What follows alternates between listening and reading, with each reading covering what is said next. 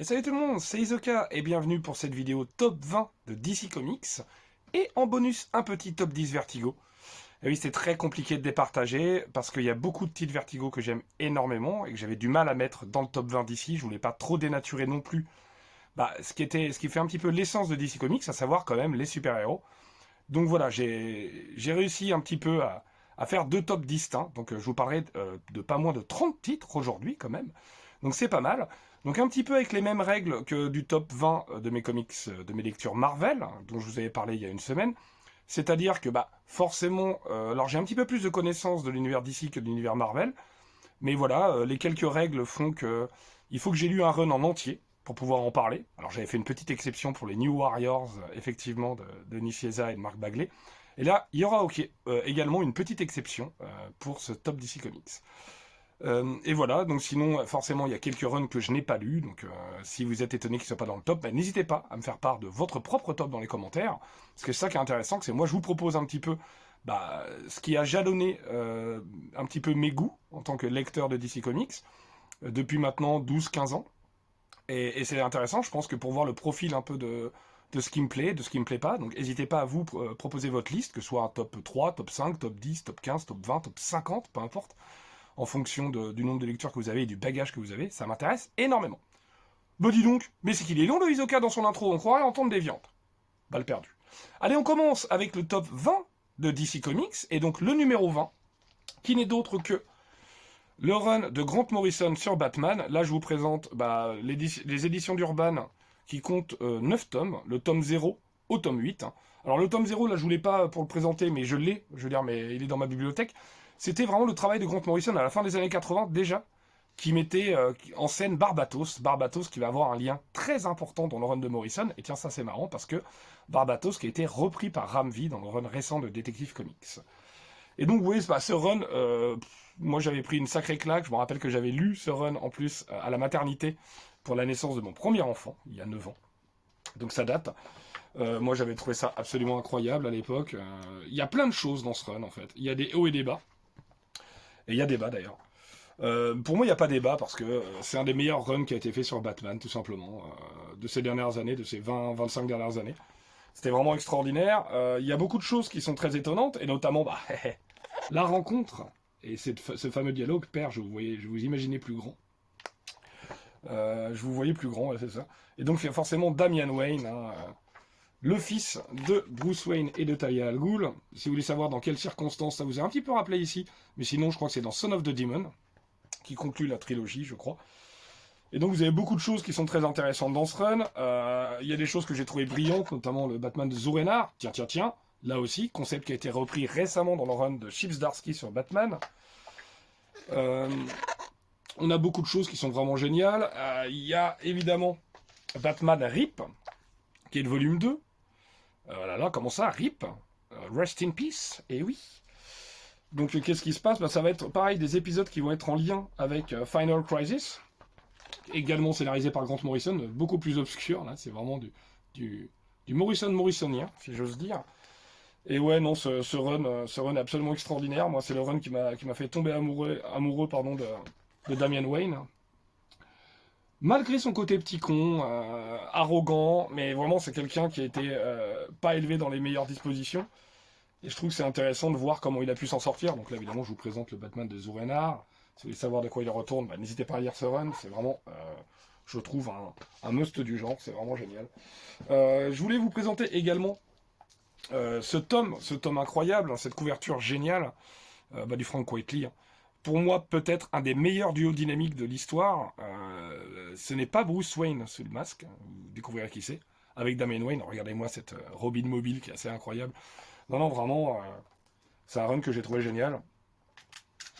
Donc, après, il y a aussi des moments qui sont un peu compliqués, un peu difficiles. Le retour de Bruce Wayne, notamment, qui est justement, c'est ce que je disais, avec des liens avec Barbatos. Comme si la chauve-souris, un petit peu la chauve-souris totem, à l'instar de ce qu'on avait vu sur Spider-Man et Straczynski lors de son run. On a vraiment ce côté, la chauve-souris a toujours été là, depuis les premiers jours, hein, et elle sera toujours là. Donc il y a aussi qui portera l'héritage de Batman plus tard, qui portera le costume de Batman plus tard. Il y a pas mal de choses qui sont posées comme question. C'est un petit peu origine.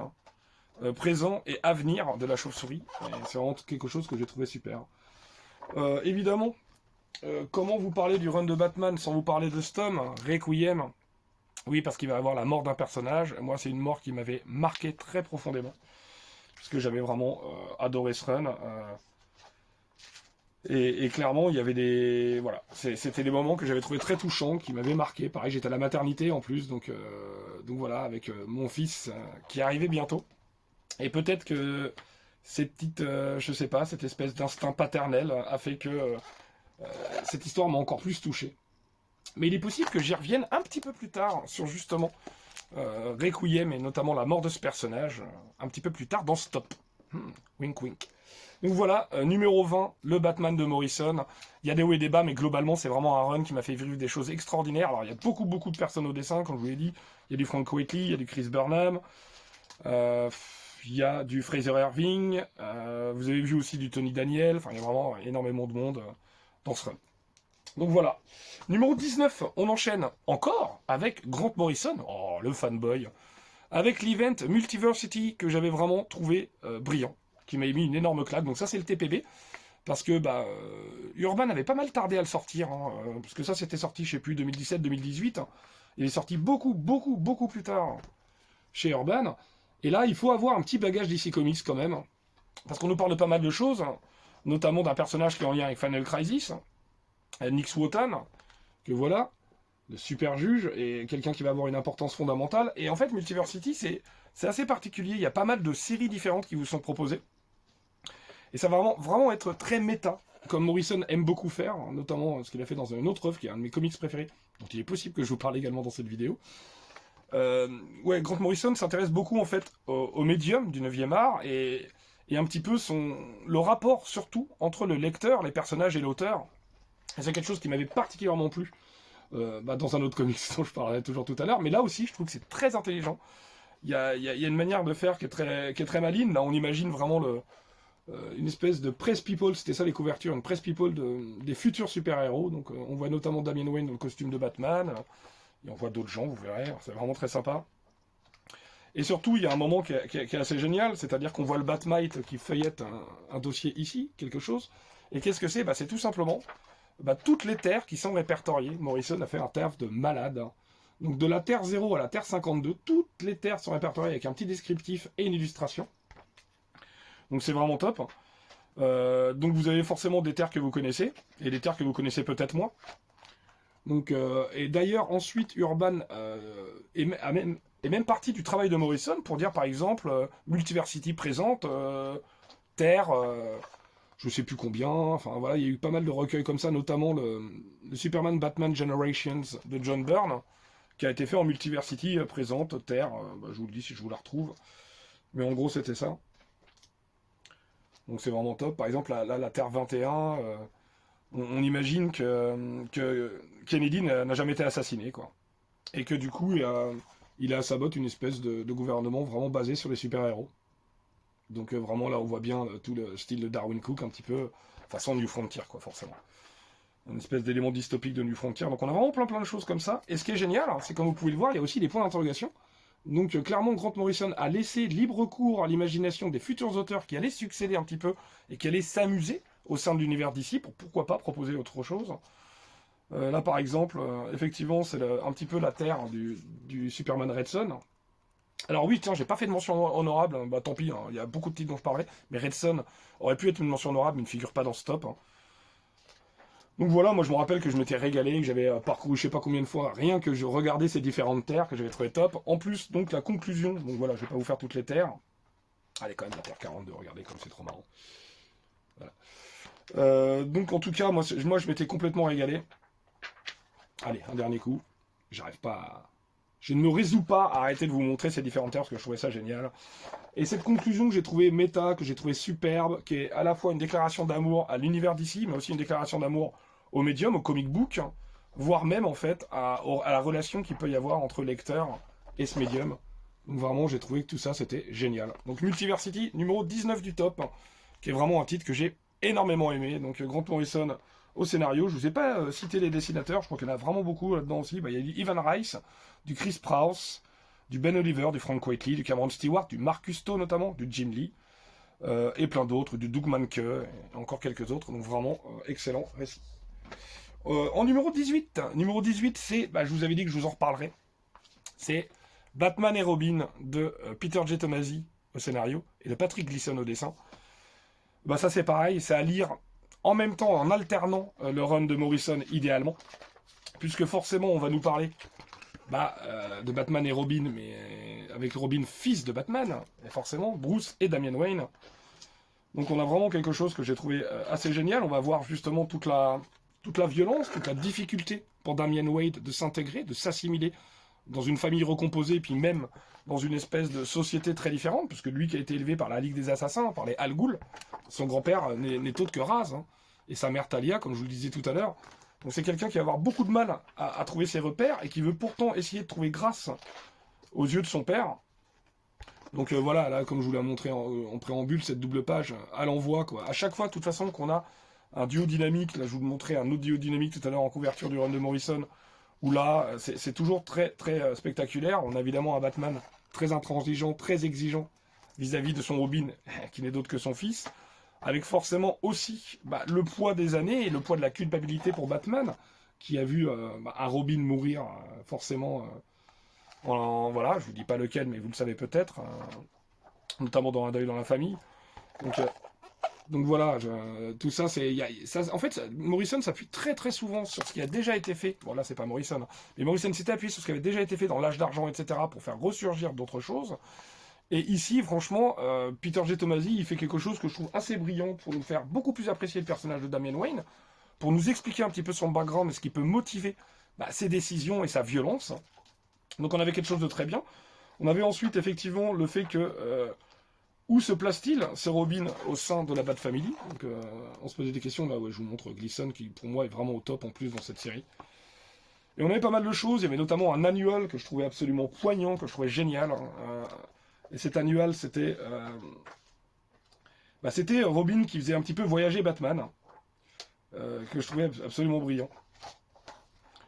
Et là aussi, on a un épisode assez drôle où c'est évidemment Damian Wayne qui est le futur Batman. Enfin, on a plein de choses qui sont vraiment très intelligentes, jusqu'à cet épisode, alors absolument incroyable. Je crois que c'est l'épisode 22 de mémoire, je vais vous confirmer ça assez rapidement. Pas du tout, c'est le 18. C'est tout simplement un épisode qui s'appelle Requiem. Et c'est un 9-7. 9-7, on en avait déjà parlé dans différentes émissions, c'est un E9-7. Tout est dit, il n'y a pas besoin de mots supplémentaires, puisqu'effectivement... tout l'art séquentiel ici est à son apogée, est au summum, parce que forcément, là, Peter J. Tomasi et Patrick Gleason vont nous raconter un récit poignant. Justement, on comprend tout, évidemment, avec cet enchaînement de cases, cette composition. C'est quelque chose que j'ai trouvé vraiment très émouvant, magnifique. Même si on sait que finalement, dans les comics, rien n'est éternel, hein, tout peut revenir. Mais je trouve que ça fonctionnait malgré tout. Puis regardez ces planches qu'on a, quoi. Je vais pas vous montrer tout l'épisode, mais tout ça pour dire que vraiment le numéro 18, il est dingue, dingue, dingue. Allez, je vous montre ça pour terminer. Regardez-moi ça. C'est pas une belle manière de conclure. Et que j'ai globalement beaucoup aimé ce run. Vous me direz, mais pourquoi seulement 19e? Parce que la fin du run, je l'ai un petit peu moins aimé. Il y a quelque chose qui est une sorte de retcon de Two-Face. Bon, ça me dérange pas forcément les retcons, mais sur les origines, ça me chagrine toujours un peu. Puis je me pose la question de la pertinence et de la raison pour laquelle on a opéré ce changement. Et puis après, forcément, pour le retour du dit personnage disparu, on comprend complètement les motivations, mais là on voit vraiment un Bruce qui est dans un grand désarroi, qui est complètement à la ramasse, qui est désespéré, et qui est prêt à tout faire, à tout sacrifier pour le retour du fils prodigue. Donc, c'était à la fois très touchant, puis en même temps, j'avais trouvé quelques petites facilités scénaristiques sur la fin du run, mais enfin, je vais pas bouder mon plaisir, c'est un de mes runs préférés que j'ai jamais lu chez DC Comics, le Batman et Robin de Tomasi et Gleason. On continue en numéro 17. Vous avez vu, je me trompe pas trop sur le numéro, j'avoue, j'ai une petite anti-sèche. J'ai suivi le conseil de Chris Vador dans les commentaires de la vidéo précédente. En numéro 17, évidemment, c'est du Wonder Woman, le Wonder Woman de George Pérez, au scénario et au dessin. Pour en tout cas les deux premiers tomes, Dieux et Mortels, qui sont sortis chez Urban. Je vous en ai parlé lors de ma vidéo sur ma collection et hors de lecture de Wonder Woman. Vous le savez, le run continue ensuite, dans les omnibus 2 et 3, que je me suis procuré en VO. Mais ils ne sont pas sortis en VF, donc là je vous ai juste pris les tomes VF. Donc voilà, je vous en ai déjà pas mal parlé. C'est vraiment un run que j'ai énormément apprécié. C'est pas le premier run que j'ai découvert sur le personnage. Le premier run, bah, je vous en reparlerai peut-être plus tard. Mais en tout cas, celui-là est beaucoup plus axé sur la mythologie, sur ce qui fait qu'il va octroyer ses pouvoirs à Diana, ce qui fait qu'elle va devenir la Wonder Woman, cette espèce d'ambassadrice de Themyscira sur Terre, pour essayer un petit peu de mieux comprendre ce peuple et d'essayer de donner quelques petits conseils, ou en tout cas d'échanger et de partager différentes choses. Évidemment, elle va tomber de haut. Et on a même cette volonté des dieux, que ce soit Hadès, que ce soit Hermès, de un petit peu s'immiscer dans la vie justement des terriens. Donc l'histoire se passe particulièrement aux États-Unis, dans la ville de Boston, et on va rencontrer notamment les Capatalis, le lien qu'il va y avoir entre les Capatalis et Wonder Woman. Donc les Capatalis, c'est une mère et une fille, une mère archéologue et professeure en archéologie, sa fille qui est beaucoup plus fragile et qui ne sait pas trop encore, elle a du mal en fait, elle a le mal de vivre, hein, elle ne sait pas trop comment orienter son existence.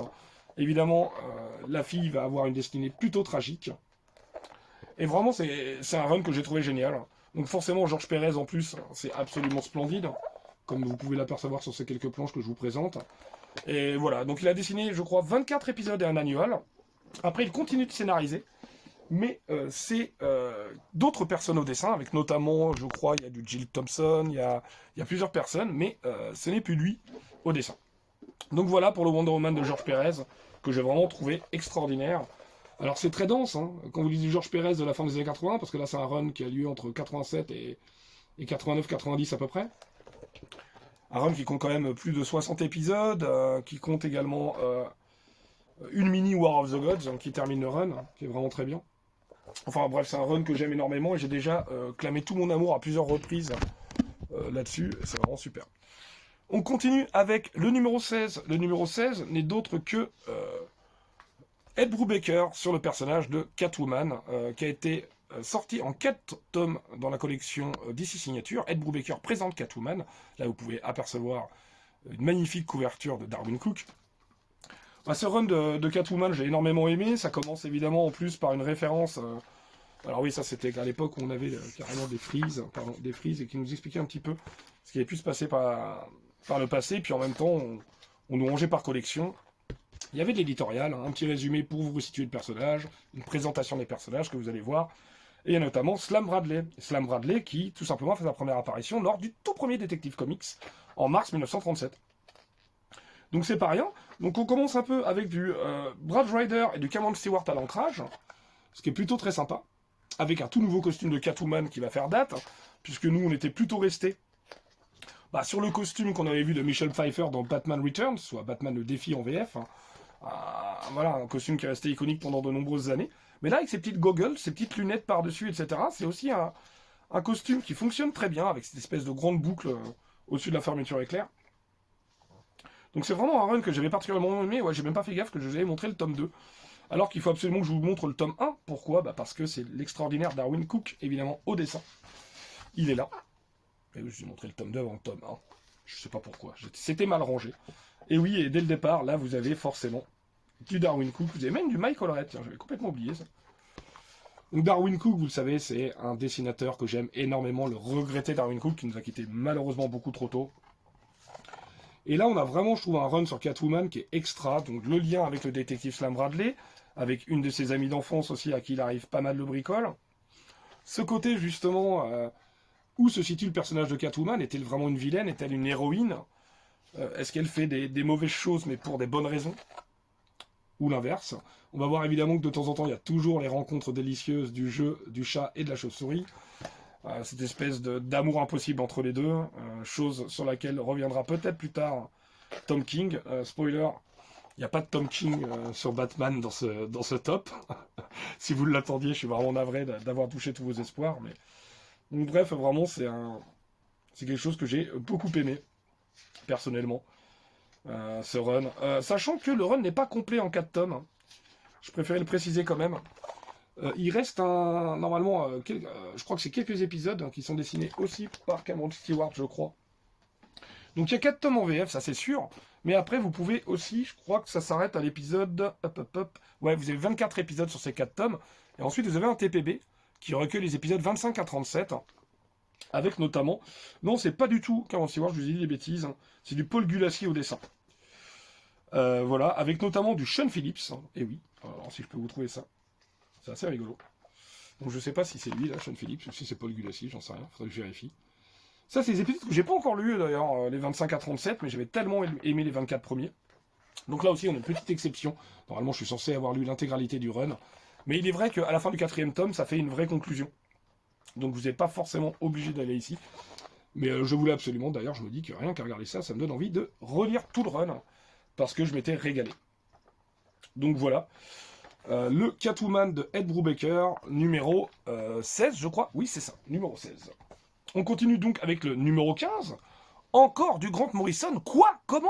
Oh, ça suffit, Isoka. Bah oui, mais là, je peux rien. C'est pas de ma faute. Si cet auteur a écrit énormément d'excellentes choses chez DC. Et notamment All Star Superman, que j'ai ici en 2 TPB. Voici le volume 1. Et le volume 2. All Star Superman, Grant Morrison, Frank Quitely. Bon, bah, rien que cette association, elle est quand même assez incroyable. Comment oublier cette toute première planche hein, qui m'avait halluciné, où vraiment on nous explique tout en fait. On nous explique absolument tout, ce qui est en train de se passer, c'est-à-dire que Batman, j'allais dire, Superman est mourant. C'est carrément les... Et l'ironie, c'est que ce qui lui octroie ses super pouvoirs qui vont bientôt le tuer et qui est en train de le tuer à petit feu. Donc Superman, il va vouloir faire un petit peu son testament à lui, à travers 12 parties. On a à la fois les 12 travaux de Superman, entre guillemets, et puis rien que ce premier épisode, il est super chouette, parce que c'est là où il apprend malheureusement sa condition. Et donc lui, son premier réflexe, c'est de faire un aveu, forcément, à celle qu'il aime. Et je trouve que rien que cette planche, pour moi, c'est une des meilleures planches que j'ai jamais lues dans DC Comics. Hein. C'est-à-dire que je trouve qu'en 4-5 planches comme ça, on comprend absolument tout ce qui se passe. Et du coup, on a l'épisode d'après où forcément on a une espèce de rencard hors du commun. Quelque chose qu'on a pu revoir récemment d'ailleurs dans le run de Joshua Williamson, qui m'a fait beaucoup rire à ce propos. Donc voilà, on a beaucoup de choses qui sont intéressantes. On a forcément Lois Lane qui va découvrir un petit peu l'envers du décor de Superman, hein, ce qui a pu aussi le motiver, ce qui a fait de sa vie pendant des années et ce qu'elle ignorait, elle, parce qu'elle le connaissait autrement, et ça, je trouvais vraiment que c'était excellent, quoi. Que cette révélation, elle faisait complètement sens. On a beaucoup de choses, forcément, là, vous reconnaissez de qui il s'agit aussi. Donc on a vraiment tout ce qui composait le personnage de Superman dans sa globalité, forcément, donc du Doomsday, du Bizarro, du Lex Luthor, plein de choses comme ça, forcément, et vraiment le Star Superman, sa conclusion en plus que j'ai trouvé absolument magnifique, nous montrer aussi que parfois c'est la force et parfois c'est le cœur qui peut faire la différence, hein, tout simplement. Donc vraiment génial, quoi. J'ai adoré ce run. Frank Quitely, je sais qu'il y en a que ça peut déranger. Moi, personnellement, j'aime énormément ce dessinateur. Certains, le surnomment et lui donnent le sobriquet de la tremblote. Je suis pas d'accord. Mais je peux comprendre. Mais vraiment, voilà. All Star Superman, je recommande. C'est une excellente lecture. On enchaîne, parce que j'ai l'impression d'être beaucoup trop long, là. Le numéro 14. Le numéro 14, évidemment, encore du Morrison. Mais il n'est pas tout seul. Il y a aussi Mark Waid. Avec la JLA, la Justice League of America, c'est fin des années 90, jusqu'au début des années 2000. On a beaucoup de Howard Porter, principalement au dessin, mais pas que. Hein. On a aussi un petit peu de Derek Robertson, notamment. Ou du Oscar Jiménez. Enfin, on a vraiment du beau monde. Moi, j'avais vraiment adoré ce run. C'est vraiment un run de la Justice League où là, les menaces, c'est pas des petites menaces. Hein, c'est vraiment des choses qui sont presque des divinités transcendantales, des choses qui vont complètement changer le nouvel ordre mondial. D'ailleurs, je crois qu'il y a un arc qui s'appelle comme ça, me voir la fin des temps. Enfin, de toute façon, là, les arcs et les runs les arcs, pardon, de Morrison sont très très ambitieux, comme d'habitude avec Morrison, parce qu'il n'a pas envie de nous raconter quelque chose qui a déjà été fait. Et là, et c'est génial, parce que là, on passe du Superman melette, quoi. Regardez-moi ça, magnifique. Un petit peu plus tard, on va avoir le Superman bleu. Alors moi, je me rappelle que le voilà. À la première lecture, j'avais rien compris. Moi, je me suis dit, qu'est-ce que c'est que ce Superman bleu? Parce que je ne suivais pas forcément un petit peu l'évolution du personnage de Superman dans les différents runs. Mais ouais, franchement, ça mérite lecture et relecture. J'ai adoré ce run du début à la fin, sachant qu'il y a un tome 0 qui nous présente Justice League année 1. Alors c'est pas de Morrison, je crois que c'est de Brian Augustine. Je suis pas certain de ce que je dis. Non, c'est de Mark Waid, je crois. Mark Waid et peut-être Augustine au dessin. Mais vraiment, c'est un run que j'ai adoré. Donc, beaucoup de Morrison, mais pas que, puisque, par exemple, dans le tome 5, bah, vous avez du Mark Waid, hein, avec notamment, bah, vous reconnaissez la Tour de Babel. Je crois même qu'il y a il y a un moment où il y a un filler ou deux de Mark Millar. Ça, c'est pour toi, Mind. Et il y a beaucoup de dessinateurs. Là, je vois du Brian Hitch, du Phil Jiménez, du Ty Templeton, du Doug Mahnke, du J.H. Williams III, et toujours un peu de Ward Porter. Donc, on a vraiment beaucoup d'artistes.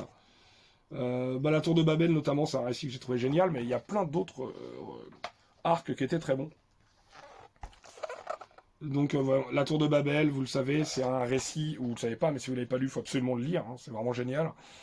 Bah, c'est tout simplement, ça met en exergue la paranoïa exacerbée de Batman, qui il a déjà vu que certains de ses alliés ont déjà été contrôlés par l'ennemi, manipulés psychiquement par l'ennemi, et dans ce cas-là, bah, que peut-on faire pour les vaincre? Bah, il faut essayer de prendre des mesures et d'exploiter leurs points faibles potentiels.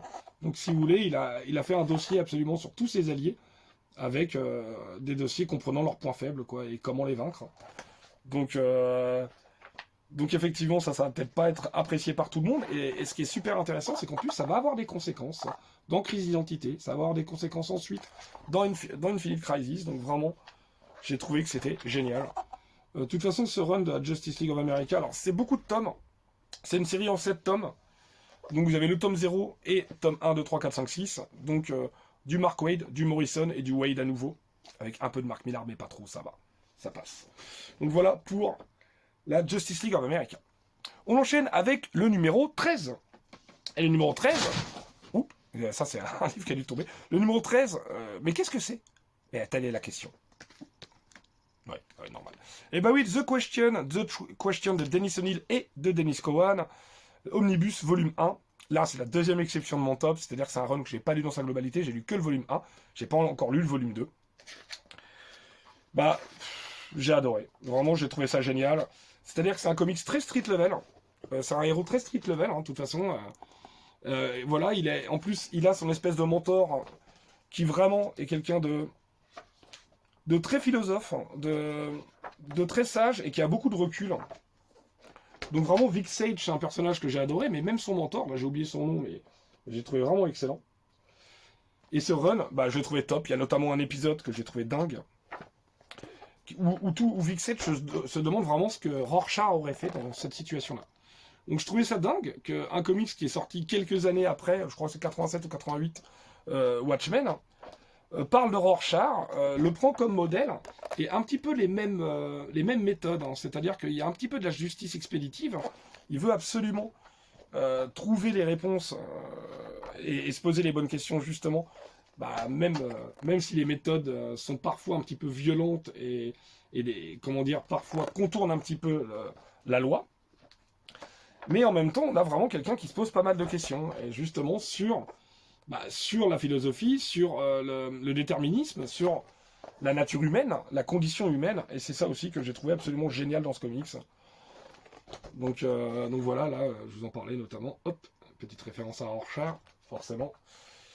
Donc, puisqu'il va même adopter ce masque-là à un moment. Il y a aussi un annuel avec Green Arrow qui est très très bon, je crois. Il y a plusieurs annuels d'ailleurs, je crois que c'est un récit en 3 annuels. Et notamment un annuel de Green Arrow qui était très bien. Donc rien que le parcourir ce run, j'ai vraiment adoré. Et ça me donne envie de vite me jeter sur le volume 2 parce que j'avais vraiment kiffé. Alors c'est vrai qu'il y a de grandes chances que je le relise parce que maintenant ça fait quelques années que je l'ai lu déjà. Et j'avais vraiment adoré. Donc, comme vous pouvez le voir, en plus il y a un certain grain dans les dessins proposés par Dennis Cowan, avec un ancrage appuyé, quelque chose d'assez sombre. Bon, on est très milieu des années 80 et on voit vraiment pas mal de ce côté crade de ces rues-là, quoi. Donc voilà, à la fois crade avec ces néons surexposés qui font un contraste, mais un contraste très artificiel, quoi. Donc vraiment, ouais, ce run de The Question, j'ai trouvé que c'était très costaud, très fort. J'ai adoré. Donc voilà, je vous le recommande. Et rien que là, je me suis donné envie de lire le volume 2. Ouais. Donc voilà, lisez The Question, c'est vraiment génial. Numéro 12.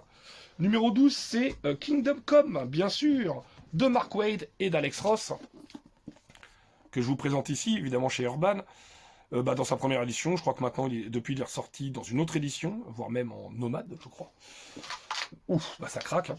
Bah ouais, Kingdom Come, c'était quelque chose que je trouvais assez hallucinant. C'est tout d'un coup, c'est un homme de foi, un homme religieux qui va aussi, lui aussi, bah, pas mal remettre en question tout ce qu'il croyait savoir, puisqu'il va voir une espèce d'intervention divine quelque part, par la présence, vous l'avez vu là, du spectre, et il va être, quelque part, on va lui donner une certaine mission, une mission d'essayer d'empêcher la fin du monde. Et on va voir qu'il y a pas mal de choses qui sont passionnantes, parce que ça parle de Superman qui a raccroché les gants, pour une raison évidente, il ne croyait pas en cette génération-là, il ne croyait pas en ces nouveaux super-héros, qui eux, visiblement, c'était clairement une critique sociale de Wade à ce moment-là, on est dans la fin des années 90, je crois 97 pour Kingdom Come, où clairement, bah voilà, la jeune garde pense beaucoup plus à elle, hein, il y a beaucoup plus d'égoïsme, moins d'altruisme, il pense que l'avènement des super-héros, c'est plus l'efficacité, coûte que coûte, quoi qu'il arrive, qu'importe les dégâts qu'on peut faire et les dommages collatéraux.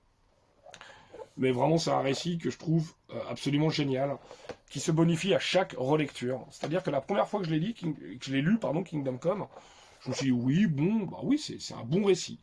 Mais voilà. À la relecture, deuxième lecture, je me suis dit, waouh, grosse claque. Et puis après, je crois que j'ai eu 3 fois la troisième lecture, encore mieux. Enfin, à chaque fois, c'est mieux. Je pense que vous ayez une culture d'ici ou pas, c'est pas si important. Je pense vraiment que vous allez apprécier quoi qu'il arrive. Alors c'est vrai qu'Alex Ross en intérieur, je sais que ça peut en chagriner plus d'un. Moi vraiment j'adore, mais je sais que clairement, euh, sur les couvertures, tout le monde s'accorde à dire que c'est un génie, parce qu'il y a vraiment ce côté tableau iconique, ce qui transpose parfaitement à ce moment-là justement les héros de DC Comics. Mais c'est vrai que je peux comprendre que sur plusieurs pages d'affilée successives en intérieur, on puisse trouver ça, voilà, bah, figé forcément, parce que c'est pas forcément quand on fait des tableaux, quand on fait de la peinture, c'est pas forcément la manière la plus évidente de créer du mouvement. Mais malgré tout, Kingdom Come, c'est vraiment un incontournable, un récit que je recommande et que énormément. Donc voilà, numéro, je sais plus, 12 je crois. Hein. Oui, c'est ça. Numéro 11. Numéro 11. Alors j'ai dans une édition Comic Book, figurez-vous. Il s'agit de Superman for All Seasons de Jeff Lubb et Tim Sale. On reparlera de Jeff Lubb et Tim Sale, il y a fort à parier. Bah, c'est un récit que j'ai trouvé vraiment génial, là aussi. Donc c'est dans la version Comic Book, parce que pareil, c'était pas encore sorti chez Urban au moment où je m'y intéressais. J'ai hésité à prendre la Gallery Edition. Enfin, pas la Gallery Edition, je crois que c'est un Absolute chez DC. Bah, vache, ça coûte un peu cher. Bon, c'est un récit extraordinaire. Un récit où vous avez 4 narrateurs différents en fonction des saisons. Ce qui nous raconte vraiment bah, une sorte d'origine un petit peu de Superman, mais aussi bah, de ce qui peut être son problème, ses préoccupations. Là aussi, j'ai trouvé qu'on avait un Tim Sale en pleine forme, de montrer cette espèce de... presque comme un gros état, alors que c'est quelqu'un qui est brillant, qui est intelligent, qui est surpuissant, mais qui se pose des vraies questions humaines. Et c'est toujours pareil, cette espèce d'extraterrestre finalement qui est plus humain que les humains eux-mêmes. Et on voit tout le lien qu'il peut nouer justement avec les Kent, bah, sa mission à Metropolis, sa mission en tant que Clark Kent et journaliste au Daily Planet. Enfin, on a vraiment plein de choses que j'ai trouvé super dans ce run. On a aussi Lex Luthor qui est représenté exactement comme il était représenté dans The Man of Steel, la mini-série de John Byrne. Non, vraiment, j'ai trouvé ça super. Donc en deux parties chez Semic, c'est Superman for All Seasons. J'adore. Je me rappelle quand je l'avais lu, il y avait vraiment des doubles pages assez fréquentes. Et à chaque fois, je me disais que c'était un des meilleurs travaux que j'avais vu de Tim Sale. Et je maintiens. Je trouve ça vraiment super. Alors je sais que la plupart des gens sont énormément chagrinés par le visage et le menton exagéré de Clark Kent, Superman. Mais non, mais regardez-moi ces doubles pages pour nous montrer la vie qui se passe à cette époque-là, par exemple à Smallville. Je trouvais que ça fonctionnait du feu de Dieu, donc vraiment, une énorme recommandation que ce Superman for All Seasons. On enchaîne avec, bah, on arrive dans le top 10 là, mais oui, on est dans le top 10, formidable. Donc le top 10, 10e up de ce top, c'est Watchmen évidemment. Et oui, j'en ai parlé rapidement tout à l'heure de Watchmen par l'intermédiaire de The Question. Regardez-moi le pigeon que je suis. J'ai pris ces 12 albums à, je crois que c'était 4,90 € à l'époque, mais regardez-moi, c'est de magnifique frise pour nous montrer le Rorschach. Je regardais 4,90 €, c'est bien ça. Donc bah voilà, bah Watchmen, faut-il le représenter, c'est vraiment un récit que j'aime énormément, qui fonctionne très bien, qui vieillit très bien, parce que bah, Alan Moore au scénario évidemment, Dave Gibbons au dessin, et ça fonctionne très bien dans le sens où ça nous montre complètement les anciens super-héros des années 50-60, qui ont du mal à raccrocher, qui ont du mal à passer à autre chose, qui, pareil, nous expliquent qu'on est passé à une autre époque qu'ils ne reconnaissent plus, une époque plus violente, plus expéditive. Donc là aussi, ça rejoint un peu ce que Mark Waid a dit des années plus tard, plus d'une décennie après dans Kingdom Come. On a vraiment quelque chose qui est génial, donc on a Rorschach qui va absolument trouver qui a assassiné le comédien et qui en veut au super-héros. On va également voir, dans un contexte de guerre froide, les 2 minutes avant minuit, qui sont vraiment, vous savez, cette espèce d'horloge fictive qui nous montrait à quel point on se rapproche de la guerre nucléaire entre le bloc de l'Est et le bloc de l'Ouest. Et à côté de ça, on a les différences de vision entre Ozymandias et Rorschach, justement, qui sont deux visions complètement opposées. On va apprendre aussi ce qui s'est passé, parce qu'il y a les anciens super-héros, il y a ensuite ceux qui vont les succéder progressivement. Who watches the Watchmen, qui surveille les surveillants, en fait, qui gardent les gardiens. Enfin, là, c'est pas évident à traduire d'ailleurs. Mais voilà, vous avez compris. Évidemment, on a aussi, sous le masque, Hollis Mason, l'ancien hibou qui témoigne, et ça c'est absolument génial. Alors certes, c'est de la prose, mais vous avez 5-6 pages qui concluent notamment les premiers chapitres. Et c'est passionnant, c'est là où on comprend complètement comment quelqu'un peut se sentir dépassé, comment quelqu'un peut se dire je ne suis plus pertinent dans le monde d'aujourd'hui, mais j'aimerais l'être.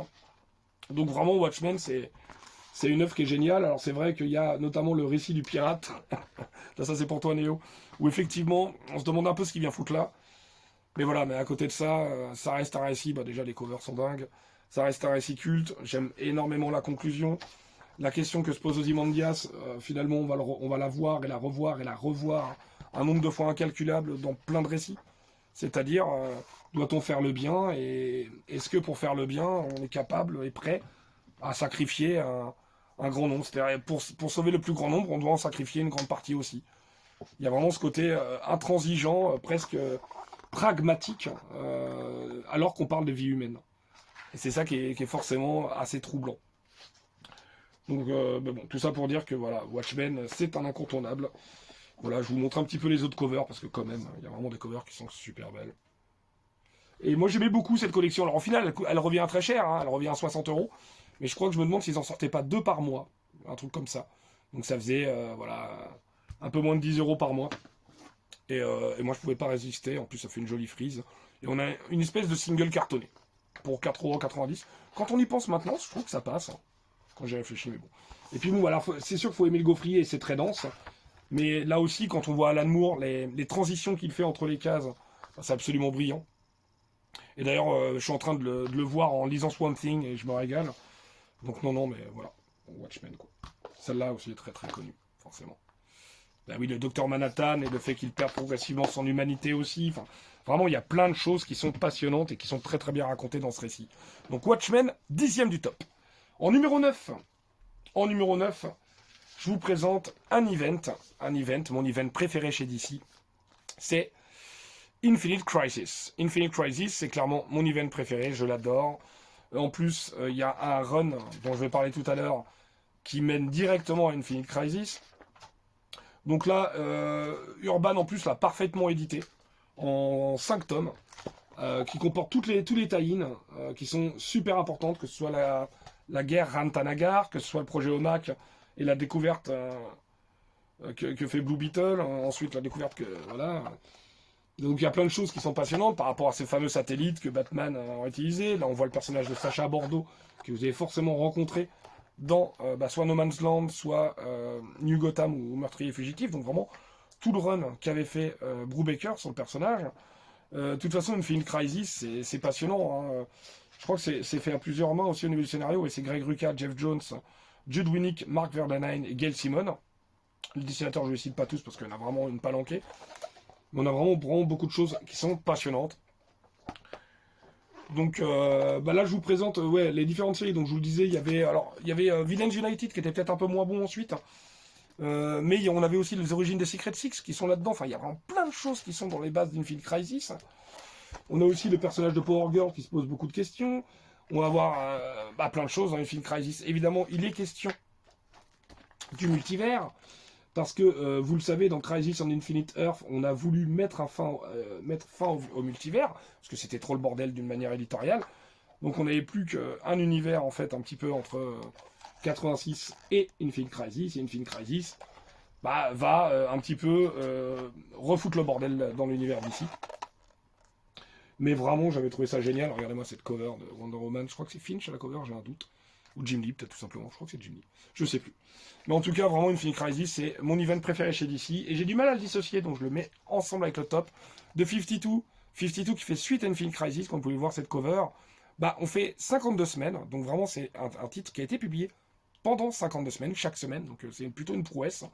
Et on va essayer de faire sans la Trinité, hein, sans Batman, sans Wonder Woman et sans Superman, qui ne sont pas là pendant un an. Donc on va avoir Jeff Jones, Grant Morrison, Greg Rucka, Mark Waid et chapeauter le tout par Kev Giffen qui vont essayer de nous proposer quelque chose d'assez génial. Bon, 52 c'est en 4 tomes, j'ai trouvé ça brillant aussi. C'est absolument génial, ça nous fait nous intéresser aux personnages secondaires, notamment Booster Gold, Elongated Man. Donc voilà des personnages comme ça que j'ai vraiment trouvé excellents.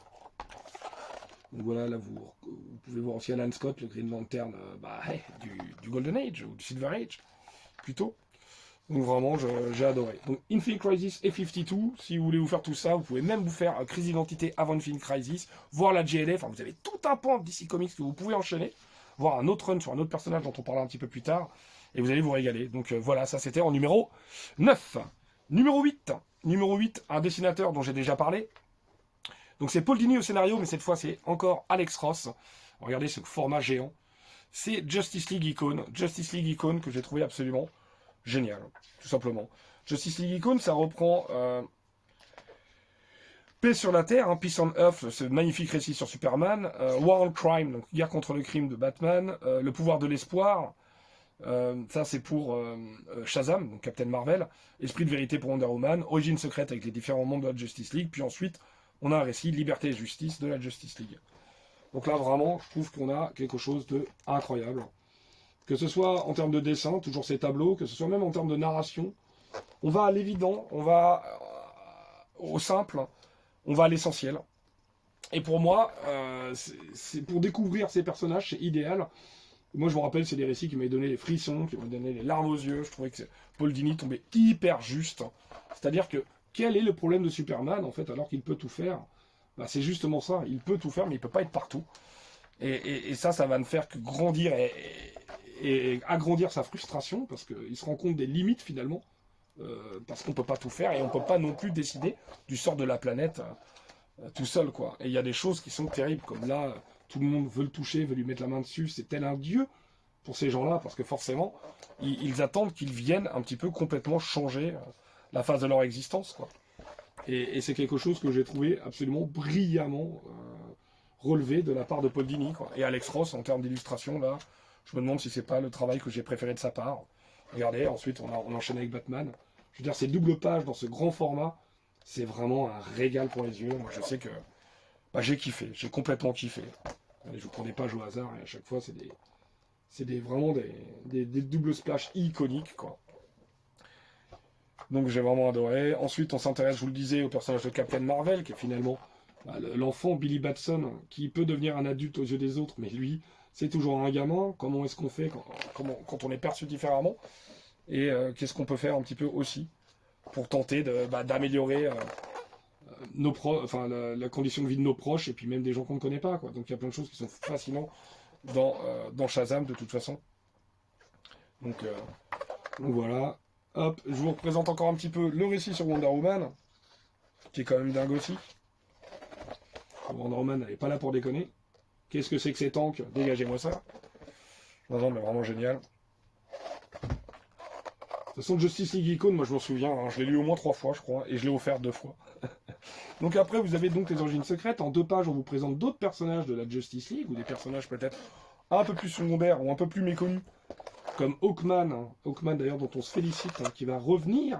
L'omnibus VO de Jeff Jones va être réédité, je crois en septembre ou octobre, donc je suis ravi. Mais voilà, des personnages comme Atom aussi, qu'on connaît peut-être un peu moins. Donc voilà, ça j'aimais bien, à chaque fois cette dominante de couleurs pour vous présenter des personnages sur 2 pages. C'est top, hein. Plastic Man, et oui, Plastic Man. Et voilà, et après à la fin on a même un récit, hop, Là, cette fois, qui est plus classique avec des phylactères, donc avec des bulles, et qui est moins façon livre d'illustration, quoi. Mais ce récit aussi, il est absolument génial. Donc en gros, Justice League Icon, bah, franchement, c'est vraiment super. Je me suis régalé du début à la fin. Excellente lecture. On enchaîne avec le numéro 7. Le numéro 7, bah là pareil, j'ai un petit peu triché, parce que j'aime bien tricher. Bah, c'est tout le travail de Jeff Loeb et Tim Sale sur Batman. Ça commence par Des ombres dans la nuit, forcément, donc ça c'est Urban qui l'avait sorti. Donc ça c'est un recueil qui comprend ce que vous appelez Nuit d'Halloween, donc on avait Peur en 3 chapitres, Folie en 2 chapitres et Fantôme. Et ensuite il y a également Catwoman à Rome. Donc ça c'était plutôt très bien. Donc évidemment ça c'est pas à lire tout de suite, mais je vous rappelle, c'est le premier que j'avais acheté. Je vous conseille de lire tout simplement Un long Halloween, Amère Victoire puis celui-ci. Bah, Catwoman à Rome ça répond à pas mal de choses de Un long Halloween, notamment par rapport au personnage de Catwoman et de ses liens de famille avec quelqu'un de la mafia. Donc vraiment j'avais adoré, de toute façon Jeff Loeb, Tim Sale, hein. C'est absolument génial. Donc voilà, je vous présente celui-là parce que c'est vrai qu'on en parle beaucoup moins de ces récits-là. Alors c'est vrai que c'est des récits qui sont moins bons. Moi personnellement, mon récit préféré ça reste Dark Victory, Amère Victoire. Je trouve qu'Un long Halloween est très bien. C'est le premier que j'ai lu du duo, donc il m'a mis une sacrée claque, surtout une claque graphique en fait. Mais c'est surtout Amère Victoire que j'avais adoré pour le scénario, parce que Halloween, autant j'avais aimé, autant c'est intéressant, mais ça nous montre un petit peu Batman qui est un peu en échec au final. C'est une enquête qu'il n'a pas réussi à résoudre, si on y réfléchit bien.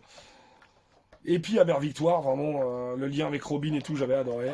One in Rome, c'est top, hein. Donc c'est celui que je suis en train de vous présenter depuis tout à l'heure, c'est vraiment excellent, un excellent récit. Donc voilà, Un long Halloween, moi je l'avais découvert dans la collection Eagle Moss en 2 parties. Donc j'avais vraiment trouvé ça excellent. Là pareil, c'est la découverte en fait un petit peu de Tim Sale, de sa manière de représenter les personnages, les vilains, sa composition, sa patte tout simplement, et puis son utilisation, son recours au noir et blanc pour marquer certaines scènes qui m'avaient complètement bluffé dans la mise en scène. C'était vraiment folle. Et puis voilà, on a toujours des doubles splash qui sont dingues de Tim Sale. Et il arrive complètement à s'adapter en fait au récit qu'il raconte. Quand je vous ai montré son For All Seasons tout à l'heure, qui était très clair, très lumineux, très détaillé, et puis là on a vraiment des nuances d'ombre qui sont dingues, quoi. C'est vraiment super beau, notamment là, toutes ces scènes entre Batman et Catwoman qui sont assez dingues. Et je voulais absolument vous présenter au moins une scène en noir et blanc, forcément qui sont liées, voilà, c'est là, qui sont liées à un événement bien spécifique, et je trouvais que ça fonctionnait du tonnerre, en plus avec cette composition graphique, et c'était vraiment bluffant. Un long Halloween, de toute façon, ai-je besoin de le présenter. Et évidemment, celui dont je vous ai parlé également, Amère Victoire, toujours chez Urban ici, où là, forcément, ça va continuer un petit peu, on va avoir un nouveau tueur qui sévit, avec d'autres règles, mais cette fois en plus, on va avoir toujours le personnage de Catwoman, mais en plus le personnage de Robin, de Dick Grayson. On va apprendre ce qui lui est arrivé, ce qui est arrivé à sa famille. Donc, tout ça, j'avais absolument adoré. De toute façon, Jeff Loeb, Tim Sale, il existe un Omnibus VO qui reprend tout ce que je vous ai présenté là. C'est pour ça que je me suis permis de vous dire comme si c'était un run dans sa globalité. Même si c'est pas tout à fait le cas, hein, parce qu'il s'est passé pas mal d'écart entre Un long Halloween et puis même Amère Victoire. Je crois que c'est écoulé quand même quelques années. Mais vraiment, voilà, j'ai absolument trouvé ça génial. Regardez-moi ça. Regardez-moi ce Joker de Tim Sale. Est-ce qu'il n'est pas dingo? Bah si, il l'est. Donc voilà, ça c'était en numéro... Je suis perdu. Numéro 7. Non, je suis pas perdu. Je me retrouve, heureusement, parce que j'ai les anti-sèches. Numéro 6. Numéro 6, il s'agit du run de Greg Rucka sur Wonder Woman. Et oui, vous vous en doutiez, c'est le tout premier run que j'ai eu sur le personnage. Et quel run, je l'adore. Évidemment, je vous montre le volume 3 pour commencer, parce que, pourquoi pas. Le volume 1, le volume 1, cette couverture incroyable de J.J. Jones. Rien que quand j'ai vu cette couverture, j'ai pas hésité longtemps. Elle est vraiment géniale. D'ailleurs, le tome, donc toujours ici signature, Greg Rucka présente Wonder Woman. Le tome s'ouvre justement sur Eketeya. Greg Rucka au scénar et justement J.J. Jones. Voilà, c'est cette couverture-là, de ce récit-là, au dessin. J.J. Jones qui se fait assez rare, mais à chaque fois qu'il est là, ça claque. Hein. Vous avez pu l'apercevoir avec Mark Millar sur Wanted notamment. Mais ouais, il est quand même assez rare et ça fait toujours du bien de le retrouver. Iketeya, c'est un récit absolument génial sur une espèce de demande d'asile d'un personnage auprès de Wonder Woman. Et Wonder Woman, elle dit, ah non, non, mais ça c'est un serment, je peux pas faire autrement, tout le monde qui va se mettre sur mon chemin à dégager parce que je vais protéger cette jeune fille qui m'a demandé quoi, protection. Et je dois honorer ce serment. Et c'est vraiment génial, quoi. Regardez-moi ça, qu'est-ce que c'est beau. Donc on commence par J.J. Jones, on se dit, waouh, ce run il va tabasser, ça va être extraordinaire. Et cette histoire elle est vraiment géniale, en plus elle est assez longue. Et après on enchaîne sur Drew Johnson. C'est pas moche, mais c'est radicalement différent. C'est-à-dire qu'on va avoir quelque chose de beaucoup plus coloré, plutôt vers le cartoony en fait, mais qui fonctionne bien. Pour moi, ça avait complètement marché. Pour montrer, voilà, un petit peu cette Wonder Woman, toujours pareil, tout ce que j'ai pu vous dire sur le personnage, c'est-à-dire entre amour et guerre, quoi. C'est quelqu'un qui est extrêmement tolérante, bienveillante, qui veut la tolérance et la compréhension entre les peuples, mais elle n'hésite pas à faire la guerre pour protéger justement les opprimés ou les plus faibles, quoi. Voilà, de toute façon, c'est un run que j'ai trouvé génial, avec le personnage de Veronica Vale, évidemment, avec Circé, avec les Gorgones. Il y a plein de choses, dans ce run qui sont absolument géniales. Et la fin de ce run vous amène tout droit vers Infinite Crisis, avec, elle commet presque l'irréparable, mais elle n'a pas le choix. Parce qu'il se passe quelque chose entre elle, Superman et Maxwell Lord. Et elle arrive à une décision que d'ailleurs vont lui reprocher les autres membres de la Trinité, et c'est ce qui peut provoquer justement cette disparition de Wonder Woman pendant un an, pendant lequel vous allez avoir 52. Donc on continue avec le numéro 5. Le numéro 5 qui n'est d'autre qu'un run qui est assez classique aussi, qui est énormément apprécié et pour cause. Gotham Central, et oui, le GCPD, le Gotham City Police Department. Écoutez, c'est absolument génial, c'est Greg Rucka et Ed Brubaker qui se partagent un petit peu équipe de jour et équipe de nuit. Michael Lark au dessin. Et c'est absolument génial en fait. On est vraiment, vraiment street level. On est au niveau des policiers de Gotham City.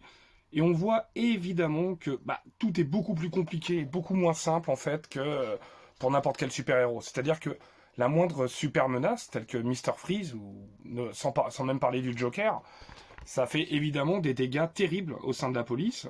Voilà, on peut perdre un partenaire, tout est beaucoup plus compliqué, et en plus, il y a cette espèce de fierté des policiers qui aimeraient résoudre des affaires sans avoir recours au cheat code, quoi. Bah oui, c'est Batman, le cheat code. Ils veulent essayer, ils détestent le bat signal. Voilà, c'est quelque chose dont ils aimeraient vraiment se débarrasser, ils ont horreur de ça. Pour eux, avoir recours au bat signal, c'est un aveu d'échec, finalement. Et ça se comprend totalement. Et vraiment, c'est génial. Si vous avez vu la série NYPD Blues, qui est vraiment une série que j'aime énormément, voilà, Andy Sipowicz, Bobby Simone, voilà, moi c'est surtout les premières saisons que j'avais adoré. On est complètement là-dedans, quoi. On est tout le temps au sein du commissariat, on voit à la fois la vie privée et la vie professionnelle de tous ces flics. De toute façon, on voit que la vie privée et la vie professionnelle, souvent, elles sont imbriquées. On va voir le personnage de Renée Montoya, de tout ce qu'elle va devoir subir, la pauvre, quant à ses préférences sexuelles, quant à ses choix de vie, tout simplement, qui sont pas toujours respectés au sein d'une police bien souvent sexiste, machiste, et très, très prompt à juger fort. Et c'est ça qui est super intéressant. On va voir aussi forcément le personnage de Jim Corrigan, de Chris Pussalen. On a vraiment des personnages géniaux. Moi j'ai adoré. Il y a des histoires absolument géniales. C'est en 4 tomes chez Urban. Je crois que tout n'est pas disponible malheureusement. Mais Urban a la très très bonne idée de les sortir en nomade. Donc franchement, jetez-vous dessus, c'est génial. Je sais pas ce que ça vaut en nomade. Peut-être que ça fait un peu petit au niveau de la police de caractère, je sais pas du tout. N'hésitez pas à me dire en commentaire si vous l'avez lu en nomade. Mais en tout cas, Gotham Central, c'est génial. Ça vaut évidemment sa place dans le top 5. 5e, Gotham Central. Quatrième, c'est un omnibus, évidemment. C'est Justice Society of America de Jeff Jones, notamment. Et pas que, vous le savez, parce qu'au tout départ, c'est notamment David Goyer et James Robinson. Je suis complètement tombé amoureux en fait de la JSA grâce à cet omnibus. En fait, j'avais entendu depuis longtemps beaucoup de bien de ce run. Jeff Jones, de toute façon, il a fait des merveilles chez DC Comics durant tout le long des années 2000. Que ce soit Aquaman, que ce soit Hawkman, que ce soit les Teen Titans, les Green Lantern évidemment, un peu plus tard Justice League, les New 52. Et il y avait notamment cette GSA qui commence, comme vous l'avez vu avec All Star Comics par exemple, par plusieurs one-shots pour introduire en général un ou deux personnages. Ils vont très rapidement en fait être en duo pour voir qu'ils vont avoir une mission un petit peu en commun, tous ensemble. Et c'est vraiment quelque chose qui est génial. Moi j'avais vraiment adoré. Alors, je vais pas vous montrer énormément de planches parce que c'est assez difficile à manipuler. C'est comme un omnibus de 1300 ou 1400 pages. Mais en tout cas, voilà, on nous montrait un petit peu qu'est-ce qu'était la Justice Society of America, tout ce côté héritage entre des héros du Golden Age et justement leur héritage avec quelque chose de plus récent. Et ben, j'avais complètement adoré, que ce soit ces arcs introductifs pardon, par des one-shots, ou après même bah, carrément des arcs beaucoup plus conséquents, où vraiment justement Hawkman, Hawkgirl, Sandman, alors pas le Sandman de Neil Gaiman évidemment, voilà celui-là, ce Sandman-là, et donc on a plein de choses comme ça qui sont vraiment passionnantes. Vraiment la JSA j'ai adoré, que ce soit ses retours en Égypte aussi à un moment, que ce soit avec Jack, qui est génial, qu'on adore, avec son espèce de génie qui sort du stylo. Enfin, c'est vraiment super, quoi. Il y a aussi évidemment Wildcat qui est génial. On va voir un petit peu cette espèce d'être très bourru et finalement au grand cœur, mais qui veut pas trop montrer ses sentiments. On a évidemment le Starman de la JSA, qui a l'air complètement perdu, qui vient d'une autre dimension et qui trouve pas sa place. Enfin, on a vraiment plein de choses qui sont géniales. On a Ahorman, évidemment, on a Mister Terrific, enfin que des personnages que j'ai appris à découvrir, à connaître et à énormément apprécier par la suite. On va vraiment avoir énormément de choses dans cette GSA. On va avoir évidemment Atom Smasher, Black Adam, Power Girl. Et voilà, le fait que Atom Smasher et Black Adam trouvent que la Justice Society sont sympas, mais ils sont peut-être un peu trop cléments à leur goût. Donc ils vont essayer évidemment de proposer quelque chose de plus radical peut-être. Non, mais c'était vraiment top. J'ai vraiment adoré tout ça. Donc voilà, le Dr Fate évidemment. Non mais vraiment la JSA, c'est 3 gros omnibus, hein, c'est costaud. De toute façon, Urban a commencé à les éditer dans les JSA Chronicles. Je sais pas combien il y aura de volumes, mais c'est 3 omnibus d'au moins à chaque fois 1250 pages. Je crois que c'est 1250, 1400 et 1300, quelque chose comme ça. Donc vous avez quasiment 4000 pages pour la totalité du run, donc c'est costaud. Mais en tout cas, je recommande énormément la JSA de Geoff Jones en 3 volumes, 3 omnibus, ou sinon JSA Chronicles. Il va falloir être un petit peu plus patient par contre, parce que je suis pas sûr que ça se vende très bien, malheureusement. On continue avec le numéro 3. Le numéro 3, encore un omnibus, et encore un comics d'équipe, à savoir, là, j'en ai déjà parlé un petit peu, je crois, je sais plus, la Justice League International.